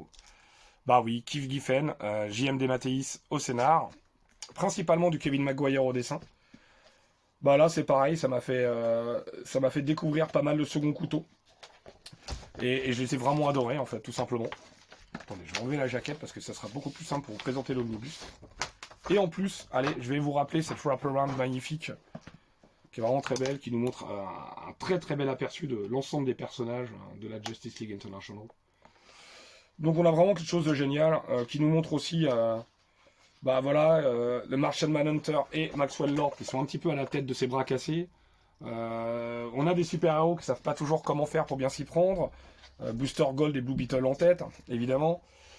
Et puis on a plein de choses qui sont vraiment géniales, c'est-à-dire qu'on a un dosage très habile entre humour et quand même il y a certaines intrigues qui sont quand même assez costauds, qui sont assez épiques en fait, voire cosmiques, mais vraiment on a quelque chose aussi de terre à terre, comment gérer une organisation de super-héros avec des égos assez forts quand même. Donc par exemple, voilà, on en parle un petit peu, Booster Gold et Blue Beetle, eux, tout simplement, ils ont envie de se faire un peu d'argent, quoi. Donc, parce que c'est bien sympa la condition de super-héros, mais ça paye pas des masses, quoi. Donc, voilà, on a vraiment tout ça qui est génial. On a évidemment le Green Lantern écureuil North, on a Mister Miracle et Big Barda, on a vraiment plein de personnages, on a Oberon aussi, que vous avez vu là, qu'on voit d'ailleurs en ce moment dans les New Gods. Donc, voilà. On a plein de choses qui sont absolument géniales. Donc c'est 3 omnibus également, Justice League International. Je suis fan. C'est, je pense, peut-être un de mes comics d'équipe préférés, tout simplement, chez DC Comics. Donc vraiment, je crois que Urban n'a pas tout sorti. C'était la Justice League International, je crois qu'ils ont sorti 3 volumes. Ça couvre à peine le premier omnibus, alors qu'il y a 3 omnibus malheureusement. C'est vrai que c'est assez spécial, même les dessins font un peu old school. On s'attend pas à ça quand on lit un comics Justice League. Et pourtant, mais quel régal, quoi. Moi j'ai vraiment énormément apprécié, j'ai adoré. Le numéro 2. Le numéro 2 n'est d'autre qu'un grand classique. Je ne vais pas aller dans l'originalité. Frank Miller, David Mazzucchelli. Et oui, c'est Batman année 1. Et oui, je l'ai dans la collection Eagle Moss. Et je le garde dans cette collection tout simplement parce qu'il s'agit de mon tout premier comics. De comics de super-héros. Enfin, mon tout premier comics. Voilà, j'étais une soirée avec un pote qui était en galère avec sa future ex. Et je me baladais dans une librairie qui faisait nocturne. Et puis je voyais voilà ce bouquin-là, ainsi que les deux tomes de Un long Halloween que je vous ai présenté précédemment. Ils étaient tous à moins 50%, 8 euros pièce chacun d'entre eux, donc j'y suis allé. Le hasard a fait que c'était année 1 et Un long Halloween, ça va, j'aurais pu plus mal tomber, c'est clair. Et vraiment là j'ai pris une claque de malade.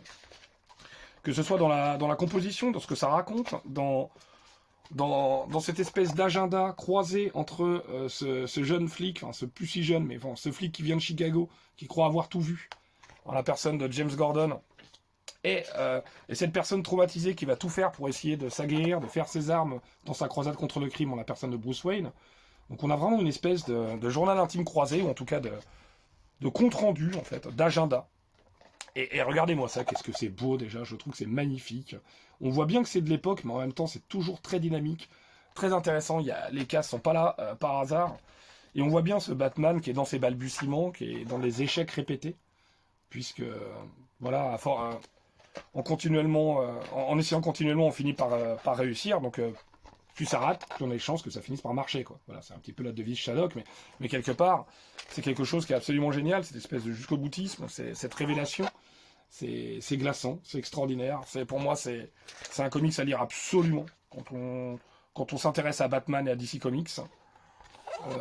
Voilà, tout n'est pas. Le personnage de Gotham aussi est très important dans année 1. On voit bien l'emprise que Gotham peut avoir sur les gens qui l'habitent. Que ce soit ce qui va révéler Batman ou ce qui va révéler être Gordon, mais même Gordon, qui est plus ou moins l'incarnation de la morale, de la vertu, lui non plus n'est pas sans. Comment dire, n'est pas sans casserole au cul, quoi. Et lui aussi, il lui arrive de prendre des décisions contestables et discutables. Mais vraiment, ce Batman année 1, j'ai trouvé que c'était absolument génial. Et en plus, je crois que dans cette édition de... Ouais, c'est bien ça, dans cette édition d'ici Eagle Moss, pour ne rien gâter. Alors ça, c'est bonus, hein. Mais on nous propose L'Homme qui rit. Voilà, qui a un récit de Ed Brubaker à Doug Mahnke. Donc, qui revient un petit peu, éventuellement, sur l'origine du Joker. Mais ça, c'est du bonus. Mais en tout cas, Batman année 1, Batman Year One, un must, hein, c'est extraordinaire. Numéro 2 de mon classement DC Comics. Mais alors, qui est numéro 1? Ah, on se demande. Alors c'est peut-être pas celui que vous croyez, parce qu'on reste vraiment dans DC Comics, comme je vous ai dit, j'ai essayé de distinguer un top 20 DC Comics et un top 10 Vertigo. Il s'agit de New Frontier, bien sûr, de Darwyn Cooke. Scénarisé et dessiné par Darwyn Cooke, ça a été une claque incroyable. Alors là j'ai la version TPB américaine. J'ai hésité à l'époque à prendre le hardcover qui était beaucoup plus cher. Maintenant je regrette un petit peu. Parce que tout simplement New Frontier c'est mon comics préféré de chez DC. De chez DC et estampillé DC, j'y reviendrai tout à l'heure sur la distinction. Je trouve que c'est brillant, ça raconte parfaitement en fait une certaine époque de l'avènement super-héroïque, notamment de l'âge d'argent. On voit que ça parle beaucoup de Green Lantern notamment, mais également du Martian Manhunter, qui est un de mes persos préférés en plus. Et on a vraiment ce découpage que je trouve brillant, le fait qu'on oscille très rapidement entre différentes histoires, c'est assez exigeant parce qu'on se demande ce qui s'y passe au départ. On a quand même énormément de références par rapport aux Challengers of the Unknown, d'ailleurs que DC a remis au goût du jour récemment, et ça fait plaisir. On a également le personnage de, je crois que c'est Henry Irons, ou je sais plus exactement, celui qui voulait absolument lutter contre le Ku Klux Klan notamment, ou tous ceux qui persécutaient, tous ceux qui n'étaient pas les WASP, hein, tous ceux qui n'étaient pas les White Anglo-Saxon Protestants. Donc si vous n'êtes pas protestant ou blanc, ou anglo-saxon, vous étiez la cible du Ku Klux Klan, hein, des personnes charmantes, hein, n'est-ce pas? Donc vraiment, on a plein de choses que j'ai trouvé absolument géniales. Là, il suffit de voir les planches de Darwyn Cooke, elles sont à couper le souffle. Et ça raconte plein de choses, évidemment. Donc New Frontier, c'est évidemment en référence directe au discours de Kennedy, avec un discours plutôt progressiste, le fait d'éloigner les frontières, de repenser le monde quelque part, le fait de vivre les uns avec les autres, quel est notre objectif commun, comment peut-on l'atteindre. Vraiment, j'ai trouvé que c'était brillant. Et comme vous pouvez le voir, là, moi je trouve qu'on a des planches en plus qui sont folles, quoi. C'est-à-dire Darwyn Cooke, il arrive totalement à capturer l'essence de tous les personnages d'ici, de chacun d'entre eux. Et je trouve c'est brillant. Vraiment, j'avais pris une sacrée claque, moi. C'est un bouquin que j'ai envie de relire encore. Donc, que je trouve absolument dingue. Y compris avec sa conclusion que je trouvais vraiment très belle, très chouette. On a vraiment quelque chose qui est dingue, quoi. Darwyn Cooke, le regretté Darwyn Cooke, hein, j'en ai déjà parlé précédemment. C'est extraordinaire. Et à la fin, je crois, non, c'est pas dans celui-là, ah non, ah mince, c'est dans un autre bouquin.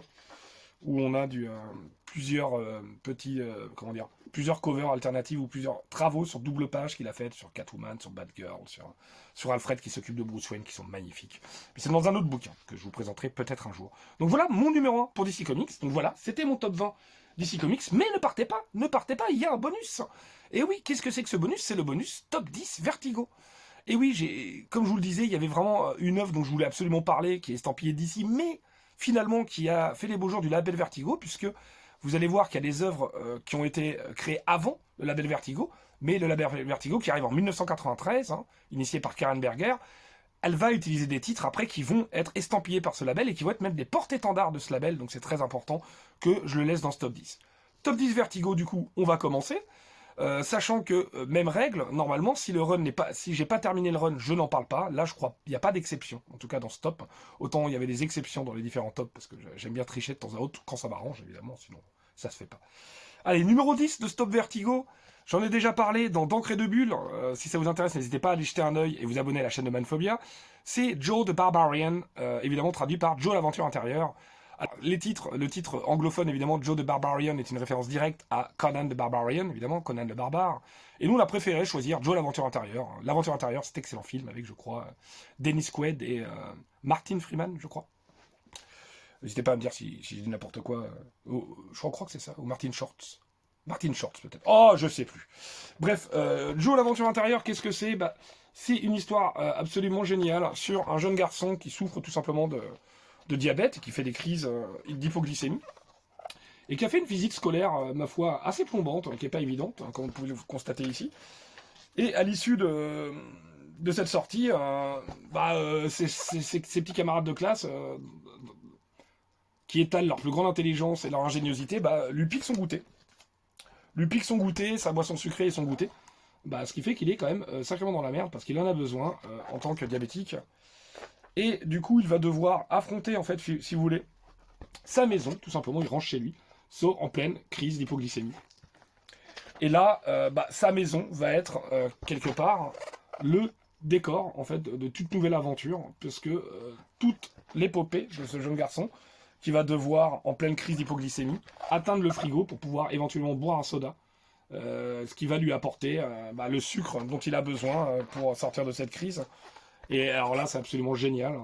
C'est tout à coup, on est transposé finalement dans un monde fantastique, dans un monde de complètement merveilleux, mais qui est sa maison à travers ses yeux. Et il va être aidé par son rat, son animal de compagnie, pour essayer de braver ces différents obstacles. C'est vraiment quelque chose qui est absolument génial.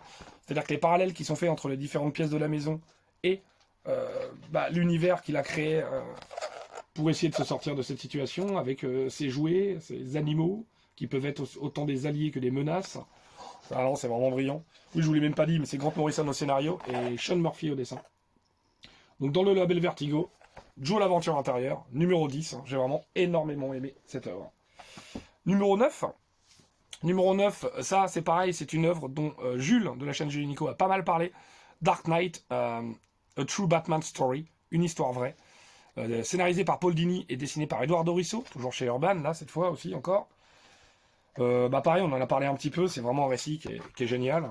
Là, tout est dit, c'est-à-dire que c'est Paul Dini qui fait plus ou moins une autobiographie d'un passage de sa vie où il s'est fait passer à tabac, littéralement. C'est quelqu'un qui, d'ailleurs, le comics commence comme ça. Il est défiguré après s'être fait agresser, en fait. Et c'est un moment où il se pose beaucoup de questions, en fait. Il fait le point un petit peu sur sa vie, parce qu'on est en plein dans Paul Dini qui est en train de créer Batman TAS, The Animated Series, la série animée de 1992 qui a bercé énormément d'enfance, dont la mienne. Et là, on va vraiment... quelque part, c'est presque une introspection ou une épiphanie. Là. C'est vraiment quelque chose qu'il a utilisé pour à la fois faire le point sur sa vie, sur la personne qu'il était. Et ce qui est très intéressant, c'est qu'il ne fait pas forcément un portrait très reluisant de lui-même. Il est très critique vis-à-vis de la personne qu'il a pu être, vis-à-vis de la manière dont il a abordé les personnes avec qui il interagissait en société. C'est vraiment, j'ai trouvé, assez fascinant, passionnant. À quel point, en fait, un créateur et ses créations peuvent communiquer, à quel point elles peuvent même être potentiellement le salut de cette personne qui vraiment est en plein doute et fait quelque part une énorme psychothérapie. Il fait une énorme autocritique et en même temps utilise quelque part ses personnages pour l'aider à sortir de cette situation difficile. J'ai trouvé que c'était brillant. C'est vraiment une super idée. C'est Paul Dini qui se met à nu, véritablement, parce que c'est vraiment lui. Hein. Et en même temps, il n'est pas tendre avec lui-même. Et c'est en même temps quelque chose de plein d'espoir, que je trouve qui est très intéressant, vis-à-vis de ce qui peut nous sauver, même si c'est parfois intangible. Donc voilà, je trouve que l'imagination qui peut sauver la réalité d'un être, je trouve que c'est, rien que ça, je trouve que c'est merveilleux au sens littéral du terme, quoi. Donc Dark Knight, une histoire vraie, c'est vraiment un comics que je conseille de toute urgence. Donc numéro 9 du top Vertigo. On continue avec encore chez Urban, de toute façon Vertigo, ça va être beaucoup chez Urban, à moins que ce soit de la VO. Les Seigneurs de Bagdad, en VO Pride of Baghdad, scénarisé par Brian Kevogan et dessiné par Nico Henrichon. D'ailleurs, l'équipe va nous revenir très bientôt pour un hardcover en VO Spectators, que j'attends avec impatience d'ailleurs, qu'ils avaient publié uniquement en ligne.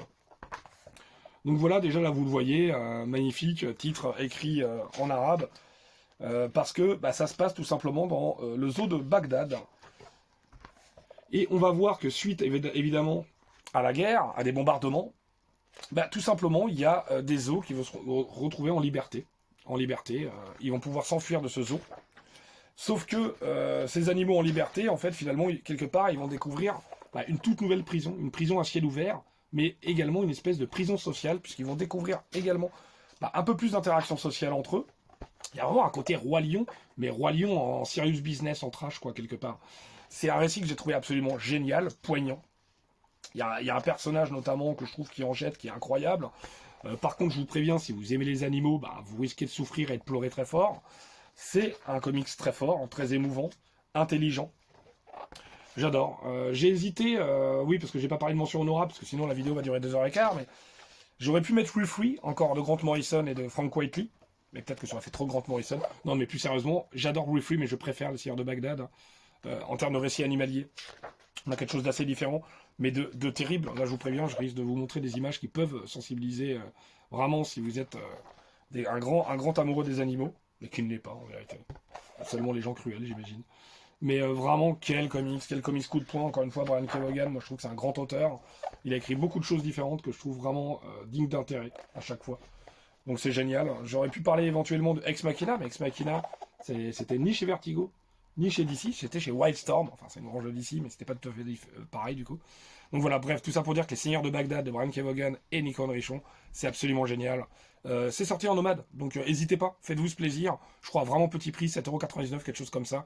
C'est un grand récit, vraiment qu'on n'oublie pas et qui nous marque, mais d'une bonne manière quand même si c'est parfois un peu le coup de poignard dans le cœur, mais extraordinaire comics. Donc Les Seigneurs de Bagdad, numéro 8. On continue avec le numéro 7. Le numéro 7, encore Brian Kevogan. Oh là là, quel fanboy, c'est pas possible. Et oui, Y, le dernier homme, Why the Last Man, extraordinaire titre en anglais, puisque Why, c'est évidemment le chromosome Y, avec cette espèce de presque de sauveur, façon christique. Et en même temps, Why the Last Man? Pourquoi est-ce que c'est le dernier homme en vie, lui et son capucin? Puisque c'est les deux seules espèces mâles encore en vie, suite à un virus qui a littéralement tué tous les autres. C'est ainsi que le comics commence, je vous spoil absolument rien. Et c'est vraiment comme ça que ça commence, c'est-à-dire il y a une femme qui veut se suicider parce que tous les hommes sont morts. Et en fait, on se rend compte que tout simplement, les conséquences sont terribles. C'est-à-dire que, notamment à la Maison Blanche, où le président était un homme, notamment dans l'aviation, où c'est quasiment que des hommes qui sont pilotes d'avion. Il y a plein de choses qui sont terribles. On voit que Israël, eux, sont un petit peu mieux lotis parce qu'ils forment les femmes à l'armée. Donc il y a plein de choses comme ça, c'est un comics hyper intelligent, intelligemment féministe, je trouve. C'est-à-dire que c'est un vrai comics pour nous montrer l'importance des femmes, de voir comment elles vont s'organiser, comment elles vont essayer de proposer une société alternative à celle que les hommes ont proposée. Est-ce qu'elle va être meilleure? Est-ce qu'elle va être pire? Est-ce que ça va rien changer? Tout ça, vous allez le découvrir. C'est absolument fascinant. Donc on suit le personnage de Yorick. Yorick, en plus, qui a un prénom en référence à Shakespeare. Il y a pas mal de choses avec des références culturelles où Brian Kevogan se fait plaisir. Mais si vous les avez pas, c'est vraiment pas grave. Et en fait, ça va être vraiment tout un road trip, en fait. Vraiment, on va beaucoup se balader de paysage en paysage, parce que lui, forcément, il doit absolument pas être découvert, puisque c'est le dernier homme. Et il y a pas mal de gens qui vont mettre la main dessus, soit pour l'ausculter, les scientifiques, parce qu'ils se demandent pourquoi c'est le dernier homme en vie, hein, d'où le nom, Why the Last Man. Même lui se pose la question pourquoi. Alors que lui, tout ce qu'il veut, c'est retrouver sa petite amie en Australie. Sauf qu'il doit absolument traverser tout le continent, voire une bonne surface de la planète pour pouvoir parvenir à faire ça. Non mais il y a vraiment des choses qui sont passionnantes, avec des cliffhangers qui sont très efficaces et très forts. Je crois que c'est en 5 volumes, Y le dernier homme, ça aussi, je crois que c'est en nomade, donc n'hésitez pas. Moi vraiment c'est un comics que j'ai adoré. J'ai adoré la fin également. Je sais qu'elle peut... Elle met pas tout le monde d'accord, il y en a qui l'aiment pas trop, il y en a qui la chagrinent. Enfin, il y en a que ça chagrine, je veux dire. Moi je la trouve géniale. Je trouve qu'elle est très intelligente. On a un parti pris, c'est évident, mais en même temps, c'est pas une histoire banale et je pense qu'il fallait une fin à peu près à la mesure de ce récit. Donc, Why the Last Man, c'est absolument génial. On arrive 6ème place, hein, 6ème place encore un grand comics, malheureusement que j'ai pas réussi à entrer dans le top 5, mais vraiment il frappait très fort à la porte, quoi. C'est évidemment Transmétropolitan de Warren Ellis et Darick Robertson, Spider Jérusalem, un personnage super iconique. Hein. Les comics commencent de manière assez étonnante où on a clairement, je pense, plus ou moins une représentation d'Alan Moore, hein, avec voilà, sa barbe hirsute, ses cheveux hyper longs, le fait qu'il vive un petit peu reclus de la société, limite dans une grotte. Et on lui demande de revenir aux affaires. Aux affaires, c'est quoi? C'est journaliste. Et un petit peu, c'est le journalisme gonzo, donc le journalisme très fort, où il mâche pas ses mots. Et là, comme on peut le voir, d'ailleurs, le dessin de Darick Robertson, il est limite assez agressif, il est dense, il est crade, et il représente parfaitement un petit peu ce comics, qui est franchement très précurseur, très avant-gardiste, sur tout ce qui est le côté hybride, justement, ces personnes qui veulent se greffer des parties aliens sur leur corps, sur justement aussi le côté transgenre, à savoir qu'on n'est pas forcément défini par sa sexualité qu'on a de naissance.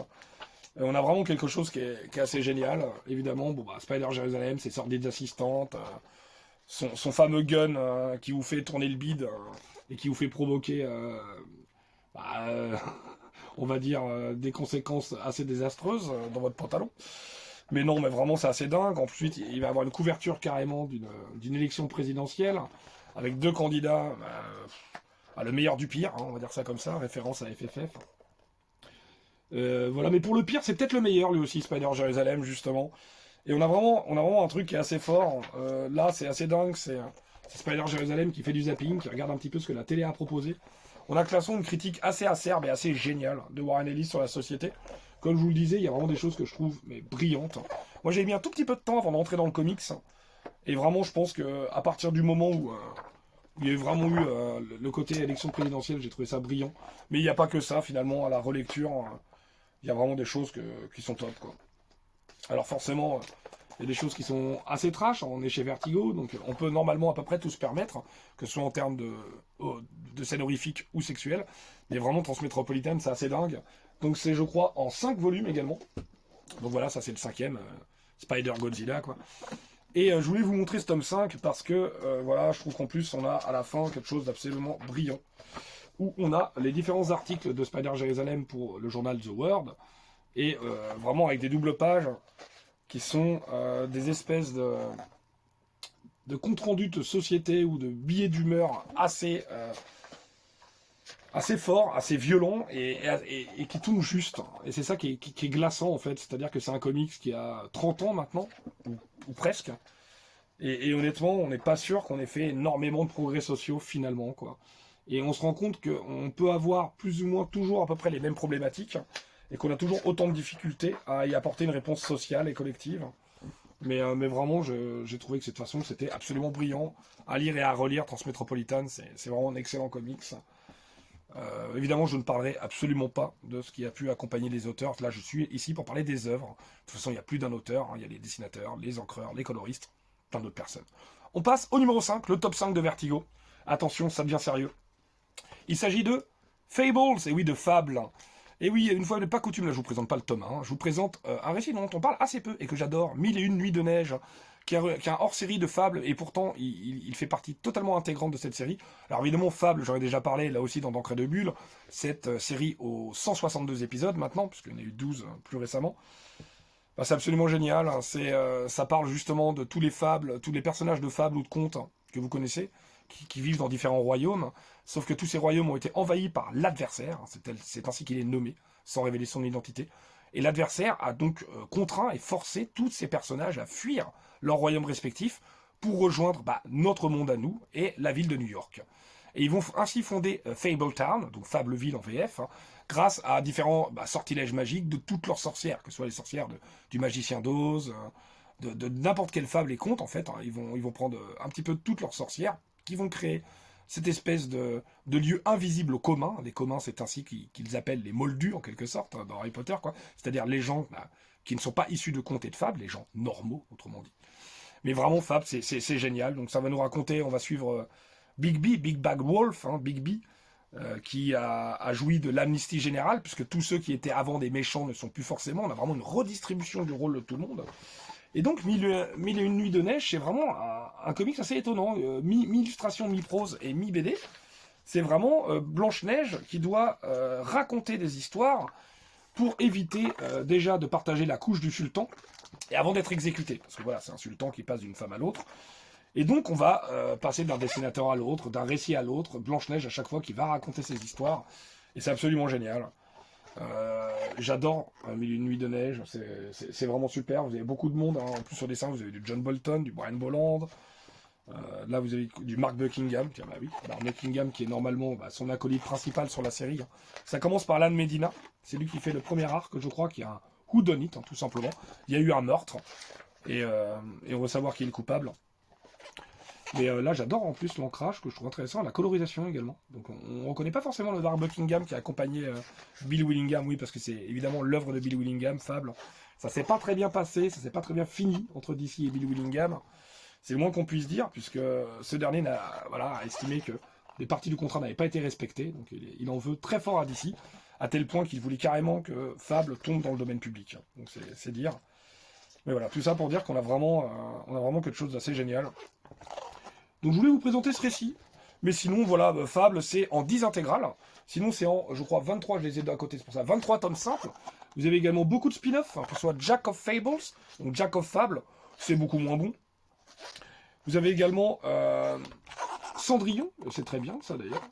Il y a 2 récits de Cendrillon qui sont excellents, puisque Cendrillon, c'est une espionne, une agence secrète redoutable dans cet univers de Fable. Vous avez également Fairest qui est pas mal du tout. Mais voilà, donc ça fait quand même beaucoup dans l'univers de Fable, j'en conviens. Mais Urban, encore une fois, a eu l'excellente idée de sortir Fable en nomade. Je crois qu'il y en a déjà eu au moins 8 de sorties. Donc pour quoi, 9,99€ ou peut-être 10,99€ avec l'augmentation, je sais pas trop. J'avoue que j'ai pas de nomade encore, j'en ai pas acheté parce que pour la plupart des œuvres, je les ai déjà dans un autre format.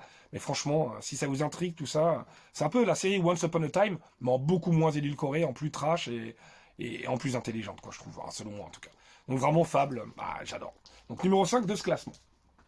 Numéro 4, il s'agit de Preacher de Garth Ennis et de Steve Dillon. Là je vous présente l'omnibus numéro 1, parce que DC a fait 2 magnifiques omnibus.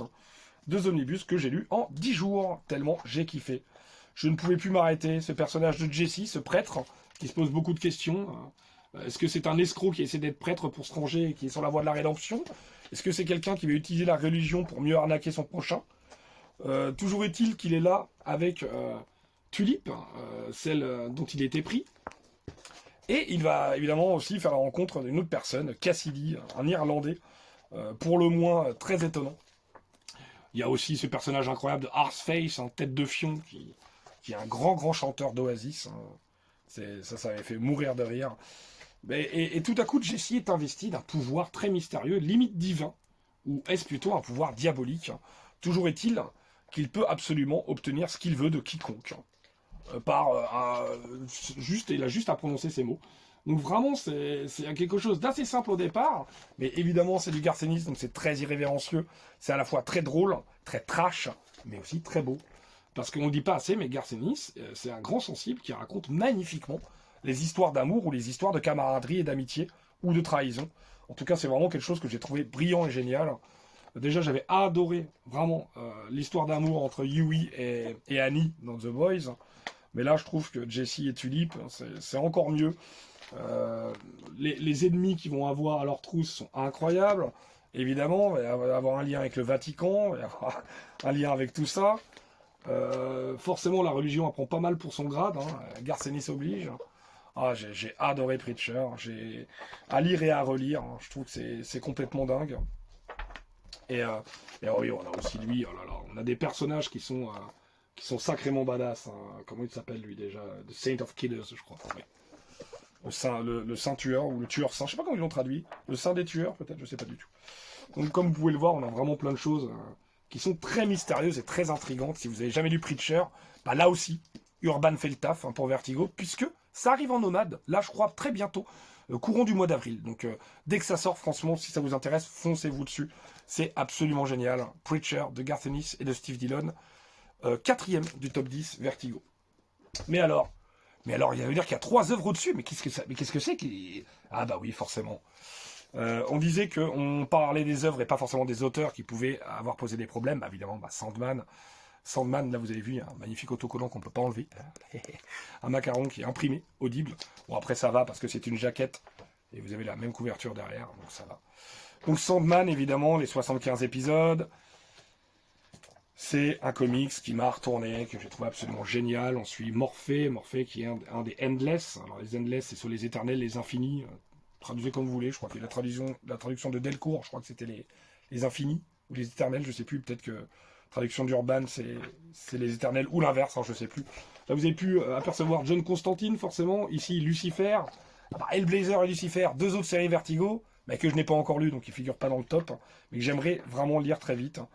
Bah, Sandman, c'est dingue, hein, c'est-à-dire que c'est à la fois sur une espèce d'entité complètement au-dessus du plan de notre existence, donc vraiment l'entité des rêves, hein, de lui et de ses frères et sœurs, de l'impact qu'ils peuvent avoir sur notre existence, quel est le lien entre le sommeil, les rêves, les cauchemars et notre vie. C'est aussi un comics finalement sur les histoires, sur comment les histoires peuvent façonner le monde, à la fois ces mythes, c'est-à-dire le fait qu'on transmette les histoires de manière orale, ou alors par écrit, par l'intermédiaire d'un journal ou justement d'un roman, d'une bande dessinée. Qu'est-ce qui fait qu'on raconte des histoires? Qu'est-ce qui fait qu'on rêve? Est-ce l'inconscient ou est-ce que c'est vraiment nos désirs les plus enfouis ou est-ce que c'est notre objectif, notre ambition? Donc déjà il y a ça. Et il y a évidemment ces personnages qui sont incroyables. Le personnage de Death, il est incroyable. Il a été créé dans les années 90, fin des années 80-90. Donc c'est un peu une grunge, donc quelqu'un qui est presque rassurant. Non mais tout est assez brillant en fait dans ce que propose Sandman, les différents arcs. Parfois vous avez même des récits qui sont complètement déconnectés. Voilà, vous avez la relation qu'il fait avec cette personne qui désire combattre la mort, qui ne veut pas mourir et qui a décidé qu'il ne mourrait jamais. Ça aussi c'est un récit génial. Vous avez aussi le récit sur les chats qui est formidable. Enfin vraiment Sandman... Je pourrais en faire une spéciale, en parler pendant des heures, même si l'époque, c'est pas vraiment ça, puisque on l'a dit, Neil Gaiman a fait des choses très graves et va certainement être poursuivi et condamné pour ce qu'il a fait si c'est avéré. Donc malgré ça, je pense aussi, comme je le disais tout à l'heure, à tous ceux qui ont travaillé sur cette œuvre, qui reste une œuvre absolument incroyable. Donc Sandman est 3e du top Vertigo. Deuxième, il s'agit évidemment de Day Tripper, bien sûr. Je vous présente le numéro 1, j'ai enfin pu mettre la main dessus. Et puis, je crois que ça c'est le numéro 5, c'est un de mes préférés. Ouais, c'est ça, c'est le numéro 5 que je trouve absolument brillant. Attention, petit instant ASMR. Ah, je suis désolé, j'avais pas prévu, j'aurais pu l'ouvrir avant. C'était juste pour vous montrer au moins le premier épisode. Donc évidemment, Gabriel Ba et Fabio Moon. Les frères brésiliens, qui nous racontent quelque chose qui est absolument génial, hein, qui commence par le chapitre avec ce chiffre bien mystérieux. Qui est là, hein, 32. Et c'est vraiment génial, quoi. C'est-à-dire que ça va nous raconter un petit peu la vie d'un écrivain qui vit dans l'ombre de son père, donc qui a du mal à fouler ses chaussures, lui se trouve plutôt raté, parce qu'il trouve que son père c'est un grand homme, et il fait un petit peu le point sur sa vie, etc., avec son meilleur ami, parce que lui, ce qu'il fait, c'est qu'il écrit en fait des rubriques nécrologiques, donc et voilà, il écrit sur la mort des gens. Et il y a un échange que je trouve absolument génial, avec son meilleur ami, et il dit I wanted to write about life, George, and look at me now, all I write about is death. Donc en gros il dit moi je voulais écrire sur la vie, tu vois, mais regarde-moi maintenant, là. Tout ce que je fais, c'est écrire sur la mort. Et la réponse de son pote, elle est absolument géniale, quoi. Ah, but you know, all too well that death is a part of life, my friend. Mais tu sais mieux que moi que la mort fait partie de la vie, mon pote. Et ça, j'ai trouvé que c'était absolument génial. Et justement, en plus, cette relation entre ces deux personnages, on va la voir différemment parce que lui, il doit se rendre justement à une grande... c'est une espèce de manière de célébrer un petit peu son père et toute son œuvre. Et le finish est absolument glaçant. Il est absolument brillant et génial. Et on se demande où le comics va. Une fois que vous avez lu ce numéro 1 de Day Tripper, vous comprenez pas trop. Et c'est quand vous lirez le numéro 2 que vous comprendrez beaucoup mieux, en fait, la puissance de ce comics. Mais vraiment, c'est fou, quoi. Day Tripper, c'est... Il y a un avant et un après Day Tripper, clairement. C'est un comics qui vous laissera pas indifférent, et c'est un comics qu'il faut lire à tout âge, je pense, à tout moment de sa vie. Que ça aille bien ou que ça aille mal. Pour tous les cas, c'est un comics qui va vous réconforter, qui va... Je trouve que c'est un comics leçon de vie, tout simplement. Day Tripper, moi, c'est un comics qui fera à jamais partie de ma vie. Et à chaque fois que je le prête, hein, parce que je prête l'édition VF, à chaque fois que je le prête, les gens sont ravis et me remercient. Donc c'est quand même génial ça. Faites ce cadeau à quelqu'un, prêtez-lui, offrez-lui Day Tripper. Forcément, ça parlera. Alors évidemment, ça peut intimider parce que c'est un comics sur la mort notamment, c'est ce qu'on dit. Mais voilà, la mort fait partie de la vie et parfois, en l'acceptant, on arrive à vivre de manière peut-être plus sereine. Donc vraiment, Day Tripper, un énorme coup de cœur. On termine. Mais quel est ce numéro 1? Bon, je pense que vous avez tous deviné.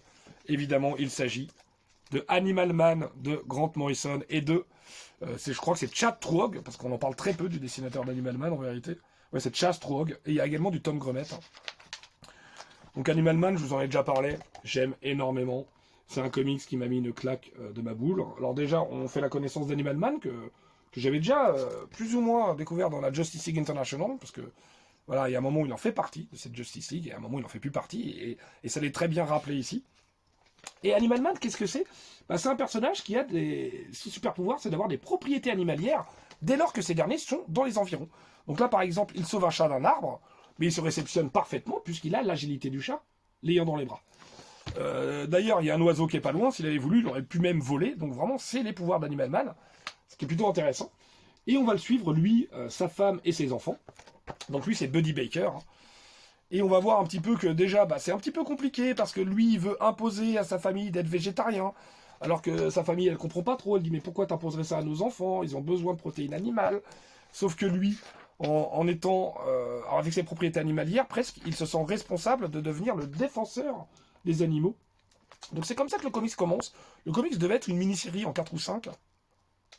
Et on va voir que dès lors, ensuite, il va y avoir justement un antagoniste. Oui, parce que vous avez aussi des covers de Brian Bolland qui sont assez dingues. Est-ce que je ne l'ai pas précisé, mais c'est Brian Bolland qui fait les covers. Donc ensuite, on a un antagoniste, on a plein de choses. Mais c'est véritablement, donc le voilà, hop. C'est véritablement au numéro 5 que le comics commence. Donc, hop, je voulais vous montrer ça, le numéro 5 quand même, qui est vraiment fou. Même si on a un autre numéro juste avant qui est absolument brillant. Évidemment, le numéro 5, c'est The Coyote Gospel. Et justement, cette magnifique cover avec cette espèce de main créatrice qui dessinerait quelqu'un, en plus en figure christique, limite à la crucifixion. Donc il se donne corps et âme, il se dit « Je suis ta chose, en quelque sorte, vas-y, fais-de-moi ce que tu veux ». Et ça, déjà, c'est quelque chose qui va être très intéressant. Ce récit de Coyote Gospel, il est incroyable. C'est sur quelqu'un qui croit avoir des convictions, enfin, qui est très croyant, à qui il va arriver quelque chose de terrible. Il va avoir un accident, en fait, provoqué par, justement, ce personnage-là, cette espèce de coyote, d'espèce de monstre égaré. Et dès lors, cet homme va être persuadé que le reste, en fait, de toutes les emmerdes qu'il a eues dans sa vie, c'est dû à cet accident, et c'est dû à ce coyote qu'il veut absolument éliminer. Donc là aussi, on a plein de choses dans ce numéro qui sont fascinantes, qui sont terribles, hein, parce qu'on voit que le pauvre, il en prend plein la gueule, mais il est très difficile à tuer visiblement. Et quand on voit son origine, on comprend beaucoup mieux, parce qu'on va comprendre un peu mieux son origine à l'issue de ce cartoon, qui est absolument génial. À l'issue de ce cartoon, oui, j'ai révélé, je veux dire, à l'issue de ce récit, à la fin de cette histoire, on a justement une révélation un petit peu sur l'origine cartoonesque de ce personnage. Et c'est absolument brillant, même si la fin, elle est d'une cruauté sans nom. Et c'est un numéro que j'ai trouvé mais très très beau. Et un numéro qui, quelque part, qui inaugure un petit peu ce que va raconter Animal Man plus tard. Parce qu'Animal Man, dès le deuxième volume, ça va être vraiment un comics qui va être de plus en plus dans le méta, dans la réflexion, justement. Rien que là, le titre, c'est The Myth of the Creation, vous voyez. Il y a beaucoup de choses, justement, sur la création. Quelles sont l'origine des pouvoirs d'Animal Man, qui les lui a octroyés, pourquoi, ouais, dans quel but. Et on va voir aussi que, toujours pareil, cette espèce de rapport entre création, créateur et lecteur, c'est-à-dire celui qui consomme directement, qui s'abreuve un petit peu de ce rapport entre création et créateur. Est-ce qu'on peut tout faire à notre personnage sans conséquence? Qu'est-ce qui fait qu'on éprouve de la compassion vis-à-vis des personnages de fiction? Enfin, vraiment, tout ça, c'est brillant. J'ai trouvé que c'était génial. Vous voyez, de toute façon, quand je vous dis que c'était méta, rien que la cover de Brian Bolland ici, on voit bien le côté méta, le côté, hey gars, qu'est-ce que tu fous dans un comic book? Là, sors de là, rejoins-nous. Vraiment, c'est génial. Y compris vers la toute fin, il y a des vrais drames, Penny Baker en prend plein la gueule, et il y a une ultime rencontre qui est assez folle. Voilà, je vous dis que ça. Mais cette ultime rencontre, elle est absolument géniale. Ces derniers épisodes, ils m'ont mis encore une plus grosse claque. Déjà que j'aimais beaucoup le comics, mais alors là, ça a été la cerise sur le gâteau, tout simplement. The icing on the cake. Voilà. Le glaçage sur le gâteau, disaient nos amis anglophones. Et ben voilà. Ben voilà, c'est tout pour moi. C'est déjà pas mal. Hein. Énorme vidéo, vous en conviendrez. Un top 20 DC Comics et un top 10 Vertigo. Ça valait au moins ça. Bah écoutez, voilà, si ça vous a plu, bah, n'hésitez pas à me le dire. Proposez-moi votre top 20 DC Comics, ou votre top 10, votre top 5, ou votre top Vertigo, ou ce que vous voulez, franchement, ça m'intéresse énormément. N'hésitez pas à réagir et à me dire ce que vous avez pensé du bien. Bah, si ça vous a plu, bah, n'hésitez pas à lâcher un petit like, n'hésitez pas à vous abonner si ce n'est pas déjà le cas. Ça aide la chaîne à grandir, on s'arrête plus, c'est incroyable. Et encore merci à toutes et à tous, ça me fait infiniment plaisir et ça me motive à proposer toujours plus de contenu. Mercredi prochain, le top 20 indépendant, de comics indépendants, donc soyez au rendez-vous. Quant à moi, je vous souhaite une excellente journée, une excellente soirée, une excellente matinée, et à très bientôt sur la chaîne. Salut!